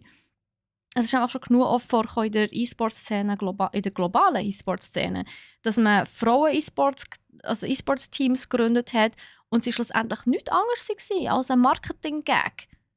Und das war natürlich Ja. für sie wahnsinnig frustrierend, weil sie davon ausgegangen sind, das ist etwas, das ernst ist. Und von den männlichen Kollegen sind sie auch überhaupt nicht ernst genommen worden. Und das ist enorm schade. Und das ist ein Ich Thema hoffe, für ja. sich. Ich meine, Ja, das sehr stimmt. viele männliche, das muss ich jetzt an dieser Stelle halt einfach sagen, sehr viele Männer haben grundsätzlich ein Problem damit, wenn ein Female-Only irgendetwas ist. Female-Only Team, Female-Only Turnier, Female-Only Liga. Wir hatten letztens einen Kommentar unter einem Blogpost vom März. Wir haben September. Das war ein Blogpost vom März, wo es darum gegangen ist, dass es aufgrund vom Weltfrauentag hat es ein Female-Only CSGO-Turnier gegeben. Und das ist irgendwie jemandem sauer aufgestoßen und er hat sich super diskriminiert gefühlt. Hey, die Frauen sind nach wie vor enorm unterrepräsentiert in der E-Sport-Szene. Lasst sie doch einfach mal ihr eigenes Team, ihr eigenes Turnier, ihre eigene Liga haben. Damit man ein bisschen drauf kommt, so hey, die Frauen können genauso spielen wie Männer. Oder? Und das ist halt so ein bisschen das. Ich finde es enorm schade, dass es dann wieder Männer gibt, die sich da wieder dagegen aussprechen. Also nein, fördert das doch endlich einmal. Schafft doch endlich mal eine Kultur in dieser Branche, wo sich Frauen wohlfühlen. Oder? Das ist das Hauptproblem. Frauen fühlen sich in dieser Gaming-Kultur, wie sie im Moment ist, nicht wohl. Darum wollen sie auch nicht an diesen gemischten Turnieren teilnehmen. Oder in diesen regulären Turnieren und Ligen, die ja eigentlich gemischt wären. Aber hast du schon jemals in einem Schweizer E-Sports-Turnier oder in einer Liga eine Frau gesehen spielen? In einem gemischten Team? In der Schweizer Liga, glaube nicht, es hat mal eine Dame gegeben, die hat recht gut Hearthstone gespielt. Die hat dann Wie hat schlussendlich die auch gewonnen. geheißen? Ja, ja. Ich weiß, was du meinst. Aber das ist ja kein Black, Team. irgendetwas, Ja, ja. ja. Aber es ist kein Team. Das ist ein Singleplayer. Ja, natürlich. Nein, das ist jetzt die einzige, die ich mich daran erinnere. Und sonst habe ich das eigentlich noch... Ja, sonst haben wir noch Steffi, Scarlett. nein. Aber ich meine, sobald es um Teams geht, also mir wäre es unbekannt, dass mal eine Frau mitgespielt hat in einem E-Sports-Titel, wo es gemischte Teams gibt. Ja, fix. Also kann ich dir nur zustimmen, ja. Und die Frau, die du meinst, war übrigens eine Koreanerin. Oder Chinesin, glaube ich, Chinesin. Und das war eine Global das sogar. Championship. Ja. Das sogar. Mhm. Also, okay. Bin mir nicht mehr ganz... Also, du redest von der Hearthstone-Frau? Ja. Ich glaube, die ist Schweizerin gewesen, weil es hat sogar... Aber dann hat sie nicht Global Championship gewonnen. Nein. Sondern das ist einfach eine gute Hearthstone-Spielerin aus der Schweiz. Genau. Eine sehr gute Hearthstone-Spielerin aus der Schweiz war das dann gewesen. Und ich habe einfach den Artikel gelesen. Es gibt nicht mehr, wie sie geheißen hat. Aber ist ja eigentlich auch gleich. Es geht echt darum, du sagst es richtig, es sind zu wenig Frauen vertreten im Schweizer E-Sport. Wir können jetzt leider auch bei Sparks Secret sagen, es ist keine einzige von diesen Damen Schweizerin leider. Hör auf Damen zu sagen, es triggert mich ultra, Mann. Okay, keine einzige von diesen Spielerinnen, Gamerinnen. Ja, jetzt hast du es irgendwie impliziert, etwas. jetzt sag ich es die ganze Zeit, weil... Okay, also. Gut. Die Spielerinnen in diesem Team sind alle aus Deutschland. Leider. Eine Ja. ist aus Österreich. Ja. Habe ich Das Team Captain ist übrigens auch aus Deutschland. Ist echt schon ein bisschen schade, aber sind wir ehrlich, es gibt in der Schweiz halt einfach zu wenig Spielerinnen. Ja, fix. Und es ist natürlich auch einfacher, mit einem kleinen Gehalt in Deutschland zu leben als hier in der Schweiz. Das kommt auch noch dazu. Also Fulltime E-Sports und Streamen ist einfacher in Deutschland als in der Schweiz. Das ist halt Ausser du streamst in der Schweiz und hast nur deutsche Zuschauer. Das ist etwas, was ich jetzt bei Leuten auch schon festgestellt habe und die können mittlerweile davon leben. Das geht, das stimmt, das geht auch. Genau. Gut, springen wir zum nächsten Thema. Aber eben, geiles Thema. Ich bin echt gespannt, ja, was mit dem Female Roster wird. Ja. Wie sie sich schlagen. Yes. Nächstes Thema. Genau. Wir sind jetzt bei Crit angekommen mittlerweile. Wir haben es doch noch geschafft. Crit! Und das war nice, vielleicht schneide ich das raus. Genau. Hey Leute, wir haben wieder einmal einmal, wer hat es gedacht, das ist ja erst eine Woche her, Tencent in Crit. Tencent hat es mal wieder geschafft, einen riesen Shitstorm auszulösen. Das Mal haben sie aber nicht gekauft, sondern ihnen gehört die Gaming-Seite Fanbyte. Das ist eine internationale Gaming-Seite.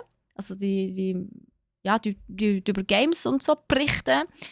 Und die haben jetzt praktisch die gesamte Redaktion entlassen.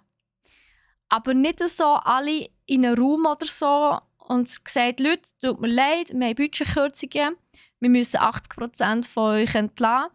Und dann irgendwie, und ihr seid jetzt die 80%, oder? Und die anderen 20 haben sie natürlich nicht in diesen Raum berufen. Nein, sie haben jeden Einzelnen kommen. Jeden Einzelnen haben sie in die Büros geholt, einen nach dem anderen. Und es ist über Stunden, wenn nicht sogar vielleicht Tage so gegangen. Und jeder Einzelne war am Bibbern und am Zittern, weil er befürchtet hat natürlich zu Recht, dass er der Nächste ist. Und das ist natürlich ein wahnsinniger Terror-Entlassungs-Move, sage ich jetzt einmal. Also das geht, weisst du, ja, die Nerven. Also das stresst einem ja enorm. Und ja, das ist natürlich sehr, sehr schade. Aber sie wehren sich, habe ich auch gelesen. Sie wehren sich jetzt, sie machen sich jetzt laut, sie haben jetzt ihre Stimme, die Mitarbeiter scheinbar. Jein, also sie sind sehr pissed natürlich, aber nicht nicht weil sie gekündigt, also weil ihnen gekündigt worden ist, sondern eben die Art und Weise, wie ihnen gekündigt worden ist. Einer von denen war auch wahrscheinlich der Social Media Manager gewesen. Der hat nämlich Twitter einfach mitgenommen und wahrscheinlich das Passwort geändert und den ganzen Twitter-Kanal umbenannt. Und, You forgot the keys. Genau! Forgot the keys. Beziehungsweise, ich glaube, Instagram war das. Oh, geil. Genau, und Okay. ja, Instagram war das. Und hat jetzt halt einfach wirklich so in Dings geschrieben, in die Bio, so hey, Tencent hat 35 Milliarden Dollar Income, also Gewinn, Umsatz gemacht letztes Jahr, hat aber praktisch alle Angestellten von Fanbyte entlassen. Bitte unterstützt die Angestellten jetzt niemand anders. So weißt du. ja, genau. Das habe ich auch gesehen. Aber super. Das ist super. gut, ja. Ja. Ja. Das ist immer das Beste. Der Galgenhumor ist der beste Humor. Ja. Das ist einfach so. Aber Genau. hast du die Seite viel konsultiert, Steffi? Von mir Nein, hat sie nie. gar nicht gesagt. Ich muss wirklich zugeben, Fanbyte ist jetzt auch etwas, wo ich nie... Also, wo ich nicht mal gewusst habe, dass sie existiert. Und wenn, hätte ich es wieder vergessen. Das ist auch nicht etwas, wo ich regelmäßig drauf war. Aber ich glaube, es war wirklich eine Seite, wo so eine Community-Seite, wo du hast News lesen, wo du dich austauschen konntest. Gibt es ja hier in der Schweiz, eigentlich, in Europa, auf deutschsprachige auch die jenste solche Seiten. Und Ja, einfach das so ist viele so. Leute entlassen, ist so ein bisschen schwierig. Ich meine... Das ist ein bisschen komisch. Vor Ich frage mich, warum. Weiss man den Grund? Ja, Nein, weiss man den Grund? nein, Man weiss keine den Grund Ahnung. nicht. Mhm. Es ist, Du, ganz ehrlich, bei den Reichen lernt man Gitzen. Also vielleicht haben sie effektiv auch das Gefühl, sie sind unnötig. Vielleicht sehen sie einfach den Mehrwert nicht. Eine wichtige Ja, Community, also ja. ich meine, eine Community-Zahl ist ja auch nicht wichtig, weißt du, was ich meine? Habt ihr gehört, das sind alle nicht wichtig? Aber Nein, natürlich nicht. Ja. Das ist extrem wichtig, darum machen wir das Ganze hier ja auch. Ah. Aber sie sparen im Gaming. Es wird im Gaming gespart. Ich glaube, das ist ein bisschen das Ding. Also, In ja, China jetzt da- allgemein im Moment, ja. Genau, Weil genau bei TikTok haben sie ja eigentlich auch enorm auf Gaming gelegt in den letzten paar Jahren. Sie haben eigentlich sehr viel neues Zeug entwickelt für Gaming bei TikTok. Und da haben sie jetzt, also der Mutterkonzern hat jetzt anscheinend auch dort hunderte von Stellen gestrichen. Ja. Ja, genau. Also, genau. auch Bei dort. Game Bytes oder so, wie die heißen. ByteDance. ByteDance, Ja, genau. ja, genau. Genau. Ja, darum, also keine Ahnung, China und Gaming wird, glaube ich, wirklich langsam schwierig. Also ich habe wirklich das Gefühl, die ziehen dort streng, also die Stricke extrem eng. Je länger es desto mehr. Ja, Es gibt das wird, ja. in China ist ja sowieso sehr ein kontrollierender Staat. Und ja, kann man vorstellen, aber ich meine, ich glaube, es ist China, wo ja auch Gesichtserkennungssoftware und so eingeführt hat, dass du zum Beispiel ab der 10 nicht mehr darfst gamen, wenn du noch minderjährig bist und so weiter. Also auch so Zeug. Also das ist wirklich crazy. Also mal schauen, was sich das nachher entwickelt. Aber für mich definitiv ein ultra-crit-Thema. Und Definitiv. ja, mal auf jeden wieder Fall. einmal Tencent. Ja. Aber man muss natürlich dort auch sehen, der Gedankengang von mir ist, oder der Gedankenanstoß in die Richtung, China hat vielleicht auch noch viel ein grösseres Problem mit den Leuten gehabt, die einfach ohne Kontrolle sich in diesem Game-Universum verloren haben und nichts mehr anderes gemacht haben, als einfach nur noch zu gamen. Und, Ja, aber das hast du überall. Die Thematik hast du überall. Das ist klassisch Sucht und das hast du überall. Es gibt auch Leute, die sind 5-mal am Tag, hätte ich fast gesagt, die sind 3-mal am Tag im Fitnessstudio. Es gibt Leute, die chillen den ganzen Tag, ohne rauszugehen, in einem Casino. Den Suchtaspekt hast du nicht nur im Gaming. Das ist schon überall. Nein, das ist nicht... Ja, genau, aber eben wie soll ich sagen, die Wahrnehmung ist halt anders, oder? Wenn du jemanden hast, der 3-mal am Tag in die Fitness geht, dann hast du Gesellschaft, die sagt, ja gut, dann macht er immerhin etwas Sinnvolles. Er schaut zu seinem Körper, er macht Sport. Aber das ist ja schon krankhaft. 3-mal am Tag ins Fitness gehen, jeden Tag. Das ist, weißt du, krankhaft. Da tust du deinem Körper auch nicht mehr gut. Das ist, weißt du, schädlich. Das ist sicher nicht, das Gescheiteste auf jeden Ich Fall. meine, wenn du Die Körperkraft-Rest, ja. wenn du dreimal am Tag ins Fitness gehst, gerade mal 10 Minuten etwas machst, okay. Aber das sind ja dann meistens die eine Stunde lang trainieren. Am Morgen eine Stunde, am Mittag eine Stunde, am Abend eine Stunde. Fix. Oder sogar Ja, am ja, auf Abend jeden noch Fall. länger, wo Open End praktisch, oder? Genau. Aber eben, darum sage ich, ein Leistungssportler oder ein Leistungs-E-Sportler, die haben genau gleich viel, die haben genau gleich viel Stress, auch wenn das immer noch bei vielen Leuten nicht angekommen ist. Professionelles Gamen ist genauso anstrengend. Das ist ja anstrengend. Und ja, das ist halt einfach jetzt etwas, wo wir plädieren immer für mehr Akzeptanz in unserer Gesellschaft, für mehr Akzeptanz für alles. Also bitte dort sollte Akzeptanz halt auch rum sein. Und wenn, ich meine, liebe Wirtschaft, wenn sich etwas zu Geld machen und das ist ja bei E-Sports wo glaube richtig fett geben, dass die Leute dort interessiert sind und die Hersteller, dann fördert den Akzeptanzgedanken und fördert das Zeug und dann sehe ich dem Ganzen, da sehe ich kein Problem mehr bei bei der Verwirklichung vom E-Sports auch in der Schweiz. Aber das ist ein anderes Thema. Wir gehen ein Thema weiter, würde ich sagen, Steffi. Und Würde ich auch zwar sagen, ja.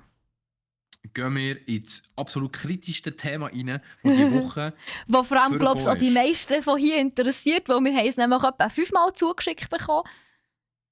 Ja.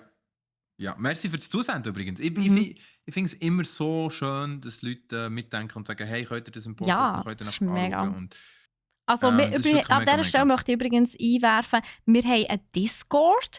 Falls euch Themen auffallen, wo ihr findet, oh, das wäre etwas für einen Gaming News Podcast, schickt es uns. Postet es in den Discord rein.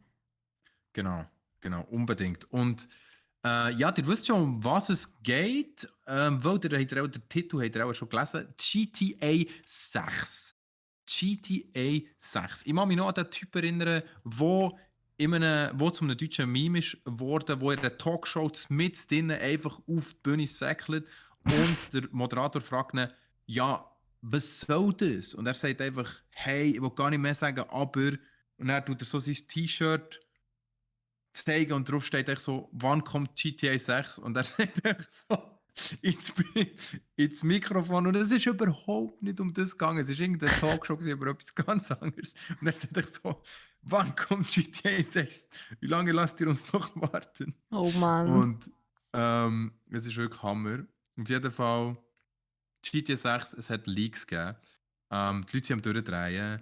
Und es hat tatsächlich Leaks gegeben von Gaming-Szenen. Und die sehen absolut cool aus. Es ist so ein bisschen so, es wirkt ein bisschen so, als jemand wieder, oder hat irgendjemand, ein Leaker, ein Hacker, hat sich dort von Entwicklern direkt ein Footage gestohlen und dann nachher einfach geleakt. Und man sieht so Sachen, vor allem, man sieht, wie die Hauptfigur sich bewegt, man sieht, wie sie interactet mit den NPCs, man sieht, wie die NPCs darauf reagieren, je nach Aktion, die der Hauptcharakter macht. Man sieht als Hauptcharakter eine junge Dame, sportliche junge Dame in engen Jeans und mit einem Sportoberteil, wo durch eine Welt läuft, wo sehr aussieht wie GTA, wie damals Vice City. Also Vice City ist auch schon bestätigt, dass es auch wird dort spielen. Und Vice City, ihr kennt alle Vice City. Es ist dazumals einfach legendär gewesen in Vice City. Vice City ist eines von diesen GTA gewesen, die ich gespielt habe. Von oben bis runter, ich habe alles gemacht, ich habe richtig Spass gehabt. Es hat so coole Vibes gehabt. Das ist mein Lieblings-GTA gewesen, Vice City. Und dass es jetzt zurückkommt, freut mich natürlich umso mehr. Man ist natürlich sehr hässig bei Rocket, der hat fast gesagt Rocket Games. Rockstar Games. Entschuldigung, das ist nicht das Gleiche.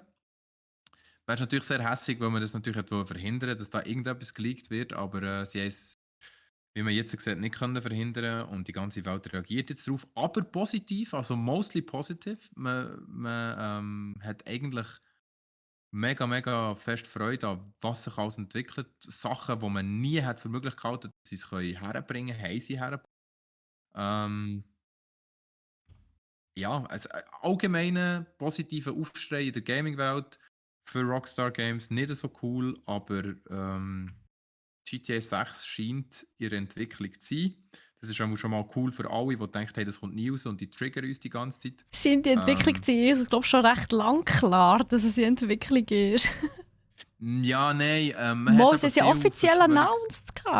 Ja, aber Steffi, los jetzt. Schau, Half-Life war ja auch so ein Thema gewesen. Man hat ja immer gesagt, ja, es wird entwickelt, ja, es kommt, es wird kommen. Und nachher entwickelt sich so die Gegenorganisation, die sagt, ey, das ist alles eine Verschwörungstheorie und sie machen gar nichts und sie triggern uns einfach die ganze Zeit.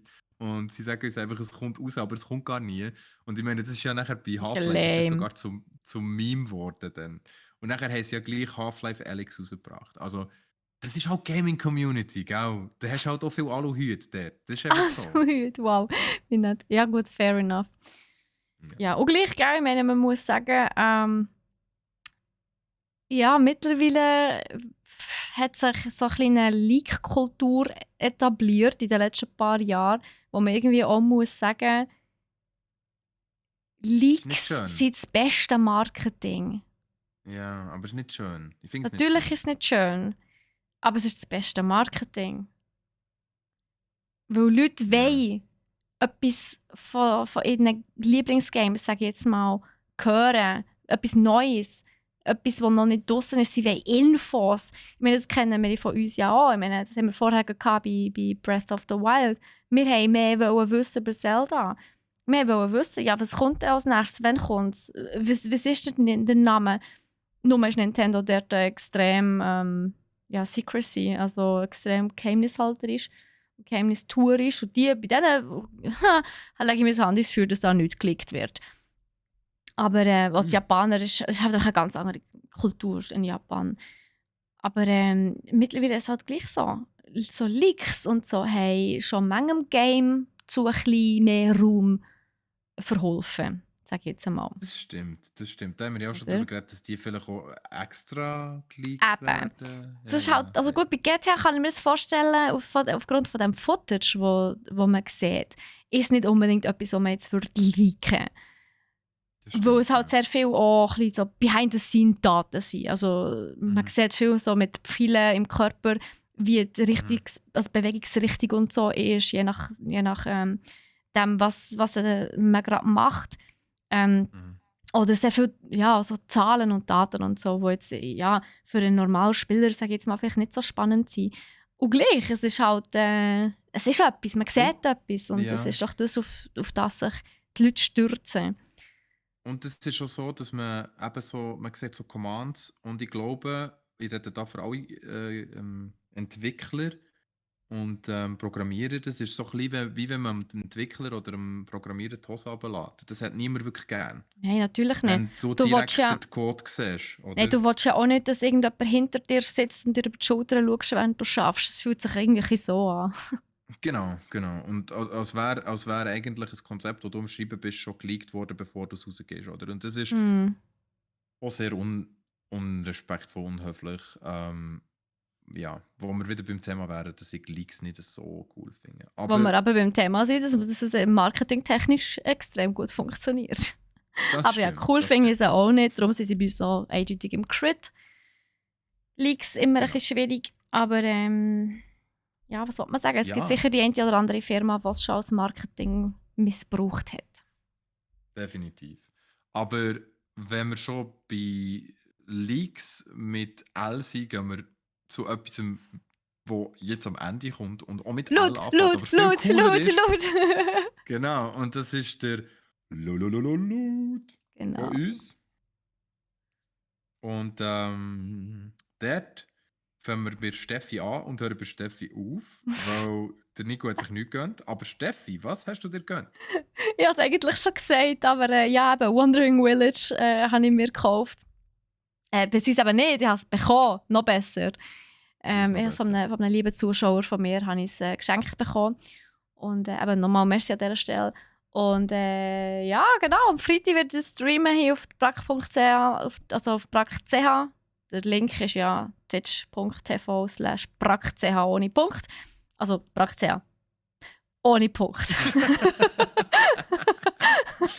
Stell dir vor, Fraktion. Das ist der Link. Genau, nein, vielleicht sollten wir das mal noch erstellen. Wer weiß, das wäre doch ein lustiger zweiter Account oder so. Das wäre lustig, das wäre sehr lustig. Genau, ich habe euch einfach noch mal kurz so reminden. Am Freitag streame ich live auf dem Twitch-Channel von brack.ch am 2, oder beziehungsweise ab der 2, für ca. 2 Stunden The Wandering Village. Ein Schweizer Indie-Game. Schaut vorbei. Genau, schaut unbedingt rein. Somit sind wir am Ende von diesem Podcast. Ich danke vielmals fürs Zuhören, fürs dabei sein und wünsche eine wunderschöne, hoffentlich ruhige und entspannte Woche. Wir hören uns nächste Woche. Bis dann. Tschüss zusammen. Tschüss zusammen. Yes. Wunderbärchen. Wonderbear. Genau, Wonderbear. Genau, also da hat der eine oder andere noch geschrieben, genau, der Alle hat noch geschrieben, so, hey, es ist doch bald das Hero Fest, werdet ihr auch dort sein? Sicher der Alle von MYI, der ein bisschen Werbung machen für das Hero Fest. Ist der Alle? Alle von Nicht alle, Nein. alle. Alessandro, der Alle. Du meinst alle? Alle sagt man. Alle. Nein, in Bern sagt man alle. Nein, nicht alle. Das sagt niemand, Steffi. Sicher schon. Egal. Auf jeden Fall, genau 2 Wochen nach der Zürich Popcon findet das Hero Fest statt. Das Hero Fest ist am 14. und 15. Oktober, wenn ich es recht im Kopf habe. 15. und 16. Samstag, Sonntag. Zürich Popcon ist am 1. und am 2. Oktober. Also schon gleich. Genau. Schon 1,5 Wochen. Wir sind weder am einen noch weder an einen noch an anderen Messe mit einem Stand vor Ort. Aber der Nico und ich werden also zumindest jetzt mal an der Zürich Game Show unterwegs sein am Samstag. Wir werden von dort aus live streamen.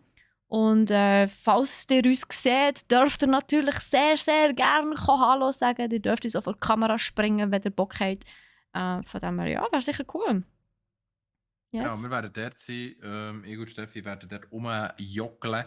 Zusammen mit dem Yves, unserem treuen Begleiter und auch Brack Gaming Maskott. Jetzt sehen Sie mal den Yves. Ich glaube, den Yves haben Sie noch nie gesehen.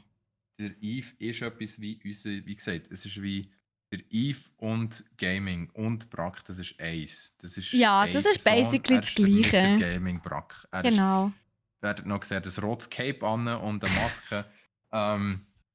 Ist der Mr. Gaming Brack. Das ist wirklich super. Er kann fliegen, das ist schon super. Mhm. Er hat aber schlechte Death Store.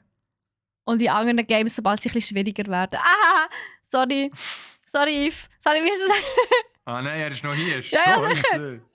Spiel mal den Death Store. Du musst Death Store weiterspielen, Yves. Spiel Death Store weiter. Come on. Das ist nicht so schwierig. Und du schaffst es. Ja, wir haben die ganz fest gern. Yes. Er hat auch so ein Ei jetzt vor dran. Yves, ja, nein, Eis. Moment, Eis hat er. Eis Ei. Ist der Mr. One Ball. Genau. Yes. Der Batz hat aber auch noch geschrieben, das wahre Highlight von der Nintendo Direct sei GoldenEye auf der Switch. Aber eben auch dort, es ist, ja, es kommt zwar auf der Switch, aber es ist im N64-Abo. Und damit du das N64-Abo, also damit du die Games von diesem Abo kannst spielen, musst du noch das Online-Abo haben. Irgendwie. Also du kriegst, glaube ich, 20 Stutz im Monat aus, einfach für das. Finde ich ist schwierig. Darum ist es für mich nicht in dem Sinne ein Highlight. Außerdem wird es wahrscheinlich nicht, also weiß nicht, aufgrund von Erfahrungen von anderen früheren Games wird auch der Port nicht so gut sein. Ich hoffe, sie haben daraus gelernt, dass der Port besser wird sein. Aber ja, es könnte eben durchaus sein, dass es ein einziges Bugfest wird. Das ist aber leider schon so. Ja. Ja, kann ich mir auch vorstellen. Ja, wirklich, ich befürchte es wirklich sehr stark. Aber schon wäre es natürlich geil, wo also GoldenEye und N64 sind halt wirklich so zwei Namen, die zusammengehören. Ja. Also GoldenEye, kann ich auch sagen, habe ich immer sehr, sehr gerne gespielt. Vor allem mit Kollegen zusammen. Nice. Beste Leben. Und noch mit dem Hack, wo jeder so einen riesigen Kopf hat. Gott. Was ich auch noch lustig habe gefunden, der Cobra hat noch geschrieben, ich schwöre, ich werde überwacht.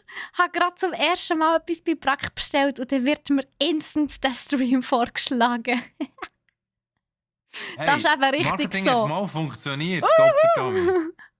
Genau. Das Ding ist, Jetzt wäre es nur noch interessant zu wissen, Cobra, falls du noch da bist. Sorry, falls Ja, ich Cobra. Lurker-Calling betreibe. Aber falls du noch da bist, wo hast du von uns erfahren? Also von unserem Twitch-Livestream. Das würde mich das interessieren. wäre wichtig, richtig wichtig. Ja, Ja. wir könnten da mal eine Umfrage machen, das wäre eigentlich noch cool. Mhm. Auch im Discord. Wir könnten im Discord eine kurze Umfrage machen, wo sie es her haben.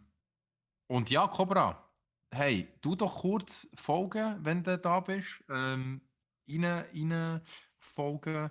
Ich habe gerade gesehen, du bist selber auch aktiv auf Twitch mit 1280 Follower. Mega nice. Wow, nicht Wir schlecht. würden dir natürlich auch ein Follow da lassen. Gegenseitig unterstützen, würde ich sagen, oder? Cobra? Unbedingt, ja. Also, eben, sehr interessant. Marketing haben wir etwas richtig gemacht, auf jeden Fall. Das sind gute Ansätze, da können wir dran arbeiten, da können wir weitermachen. Wenn du etwas bei Brach gekauft hast, dann wollen wir natürlich auch noch wissen, was, Cobra, was hast du dir gegönnt? Lass uns doch im Discord wissen. Und der Martin hat noch geschrieben, Top-Serie zu Cyberpunk. Und er ist voll meiner Meinung, Genau. als ich gesagt habe, dass Tekken scheiße ist. Die Serie. Das ist halt einfach so aus. Das ist ja gut, habe ich sie nie geschaut. Ich habe nämlich mal kurz so studiert, ob ich mal so reinschauen. Dann einfach gefunden, so, nee, ich finde schon Tekken nicht geil. Da muss ich jetzt nicht auch noch die Serie dazu schauen. Tekken ist geil, Steffi. Ja, Tekken nein, das ist Geschmackssache. Geil. Zum Glück lässt sich über Geschmack streiten. Gut. Ja, okay. Aber Tekken Fact. Jemand im Tekken fertig machen ist lustig. Im Tekken fertig gemacht zu werden ist nicht so lustig. Eben. Aber Tekken Fact. Genau. Und dann ist da eigentlich nur noch unser Herzensmensch Yves, der etwas hat angelassen. Ja, dann haben wir, glaube ich, alles beantwortet. Yes, würde ich sagen. An dieser Stelle nochmal schnell. Ja, eben, Hero bzw. Zürich Game Show ist übernächstes Wochenende. 1. und 2. September. Also Popcorn heisst sie jetzt. Ja, sorry, Zürich Popcorn. Der Name macht mich fertig. Ja. Zürich Popcorn. Nein, sag nicht den den anderen Namen. Der ist nicht für Öffentlichkeit gedacht. Ich habe nichts gesagt. Ich habe gesagt, ich habe es nur gedacht. Genau. Also nächste Woche, nächste Montag, beziehungsweise in der nächsten Podcast-Episode werden wir sicher noch das eine oder andere über die Popcorn erzählen. Und 2 Wochen darauf ab ist ja dann auch schon das Hero Fest. Jetzt sind wir dann auch unterwegs am Wochenende. Aber dann, ja, später dazu mehr. Nach der Zürich Popcorn erzählen wir dann noch ein bisschen mehr über das Hero Fest. Genau, eins nach dem anderen. Dass die auch so kurz aufeinander stattfinden müssen, ist einfach auch nur... Ja, Organisationstalent, sie sind nicht geboren, sagen wir es so. Sie schenken sich einfach nichts. Nein, es ist einfach das Gefühl, wenn sie es kurz aufeinander machen, dann spielen sie den Gegner aus. Ist aber nicht so. Ja, hey Massimo! Das ist nicht sicher ist auch da. Massimo, sehr gern. Ja, wir werden jetzt öfters mal ein paar Subs rausholen. Ich meine, wir sind auch der Meinung, hey, unsere Emotes sind einfach zu cute, als dass sie niemand benutzt. Darum benutzt die Emotes Twitch weit. Macht Werbung für uns, meine ich damit. Nein. Sie sind einfach cute. Unbedingt. Ja, sie sind einfach herzig. Benutzen sie, spammen sie, brauchen sie. Schau, das ist so schön, wenn sich die Leute in unserem Chat treffen. Hast du das gesehen? Oh. Wirklich herzig. Hey Massi! Hey Massi, schau, das ist doch Wahnsinn. Man kennt sich. Ein Tummelplatz, man kennt sich. Soziale Interaktionen sind Ja, die Schweizer Szene ist aber auch klein. Also, dass man sich nicht kennt, ist eher unwahrscheinlich. Andererseits muss ich sagen, ich bin immer mal wieder... Einfach mit Smalltalk. Ja, voll. Sehr nice. Finde ich okay. Macht ihr das? Das unterstütze ich. Ich unterstütze das, Leute. Macht Smalltalk in unserem Chat, bin ich voll dabei. Ist eigentlich auch schön. Ist ja schön. Das ist eigentlich das Ziel. Wir wollen euch einen Platz geben, wo ihr euch könnt unterhalten und wohlfühlen. Wir sind ein Safe Space, Leute. Wenn dich unter nicht stören sollte. Nein, du Du störst doch störst nicht, nicht, Massimo! Massi. Du störst doch Hallo, wir nicht! brauchen die View gleich. Wir brauchen Bist du deine wenigstens im Vibes. Lurk? Deine Bist du Vibes wenigstens brauchen wir. Ja, wirklich. What the hell? Ausreden. Einfach You gotta ausreden. be In Wahrheit vibing hat er gar here. keinen Bock. Und lass mich raten, den Podcast auf Spotify lässt er nämlich auch nicht. Nein, er lässt noch nicht. Leute, ganz Ja, ist ehrlich, es ist ja, ich tue ja nicht alles one-to-one, so wie wir es hier aufnehmen auf Spotify. Das wird natürlich bearbeitet. Das tönt nochmal ja, sie besser. schneidet alles raus von mir. Jedes M und jedes und jedes genau schneide ich raus. Manchmal schneide ich sogar ganze unnötige Roundabouts, hat fast gesagt, Umwege raus. Ganze Anekdötchen. Nein, das schon nicht gerade. Aber du Arme. Ja, gell? Danke, Dani. Sag's nur. Das sind nämlich viele M's und genau. Hey, die meisten kommen von ihr. Das stimmt nicht. Ich mute mich aber, wenn du am Reden bist im Fall. So ein Scheiß, sagt ihr, dass das nicht stimmt. Sie schnurrt mir so viel rein. Ich habe so viel Beweise. Drei Schnurren und die ganze genau. Sagen ist nicht das Gleiche. Es ist unangenehmer, drei Schnurren. Das stimmt. Aber das ist wegen der Verzögerung. Sorry, ich mache es nicht absichtlich.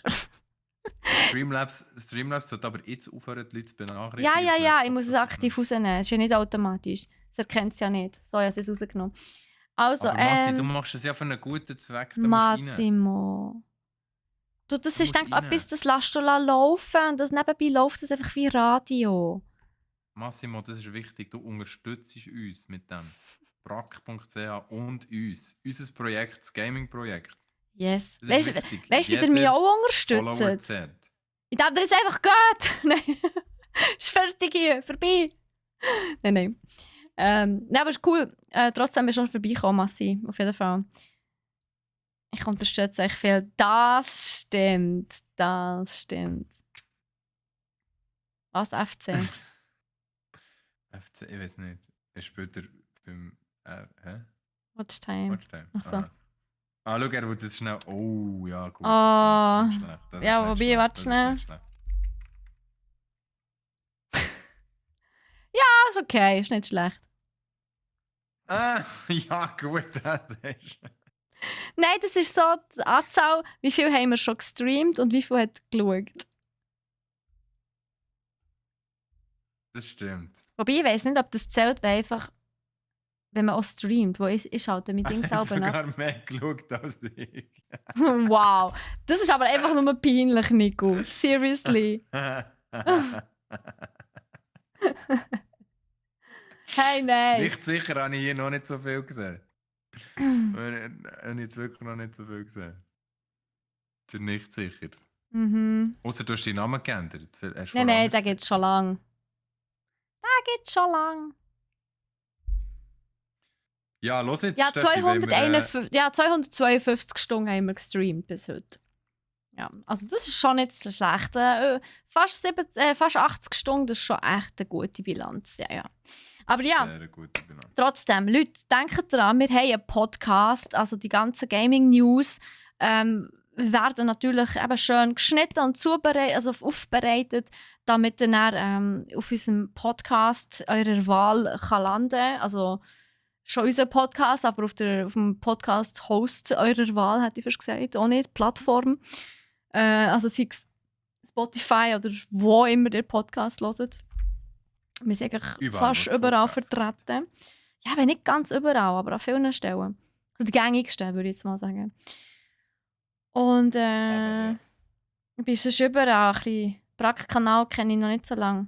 Es gibt uns auch noch nicht so lange. Erst seit dem Januar. Das ist so. Du probierst die Schweizer Szene ein bisschen unterstützen. Das tust du aber auch enorm, Massimo. Das stimmt. Das machst du mega gut. Herzlich geht raus. Genau, das ist sogar das First-Zeichen. Das kann nicht jeder von sich behaupten. Gell, Nico? Ist das jetzt wieder Ist okay. Weißt du, Ich lasse mich nicht ab auf das. Nein, musst nicht. Schon okay für mich. Nein, also. Hey, mega cool, seid ihr da gewesen. Merci vielmals fürs Zuhören. Denkt dran, morgen um 4 Uhr kommt er auf Spotify, der Podcast. Hört ihn dann nochmal. Genau, hört ihn nochmal, weil es hat viel mehr, der hat vielleicht viel Zeug verpasst. Ja, das kann immer sein. Und sonst, ja, am Dienstag, also morgen um 11 Uhr, ist wieder der Klemmbausteine-Stream. Am Mittwoch am 3 ist wieder der Troy mit Gaming für euch da. Und am Freitag am 2 bin auch ich mit Gaming da. Und da gibt es den Wandering Village voraussichtlich. Der Troy! Ja, der Troy! Ich bin ein grosser Fan von Troy. Ja, der Troy lieber als Steffi. Ich fühle mich fast gar nicht als Babyslet. Ist okay. Wär schon nicht der Erste, der mir das ins Gesicht sagt. Das Bild hinter mir, Massi, ist von Schwarz und Weiß. Das ist so ein Kartenspiel. So ein Anime-Kartenspiel. Das ist, glaube ich, noch nice. Ich habe es noch nie gespielt, aber ich habe das Poster geschenkt bekommen von. Ja, es macht sich auch gut dort. Aber ja, Leute, wir müssen leider hören. Wir wünschen euch noch einen ganz schönen restlichen Montagabend. Genießt euch einen Feierabend. Habt nicht Sorge. Und ja, bis spätestens in einer Woche oder so. Yes. Habt's gut. Yes. Ciao zusammen. Bye. Tschüss. Tschüss mit euch, genau. Ciao.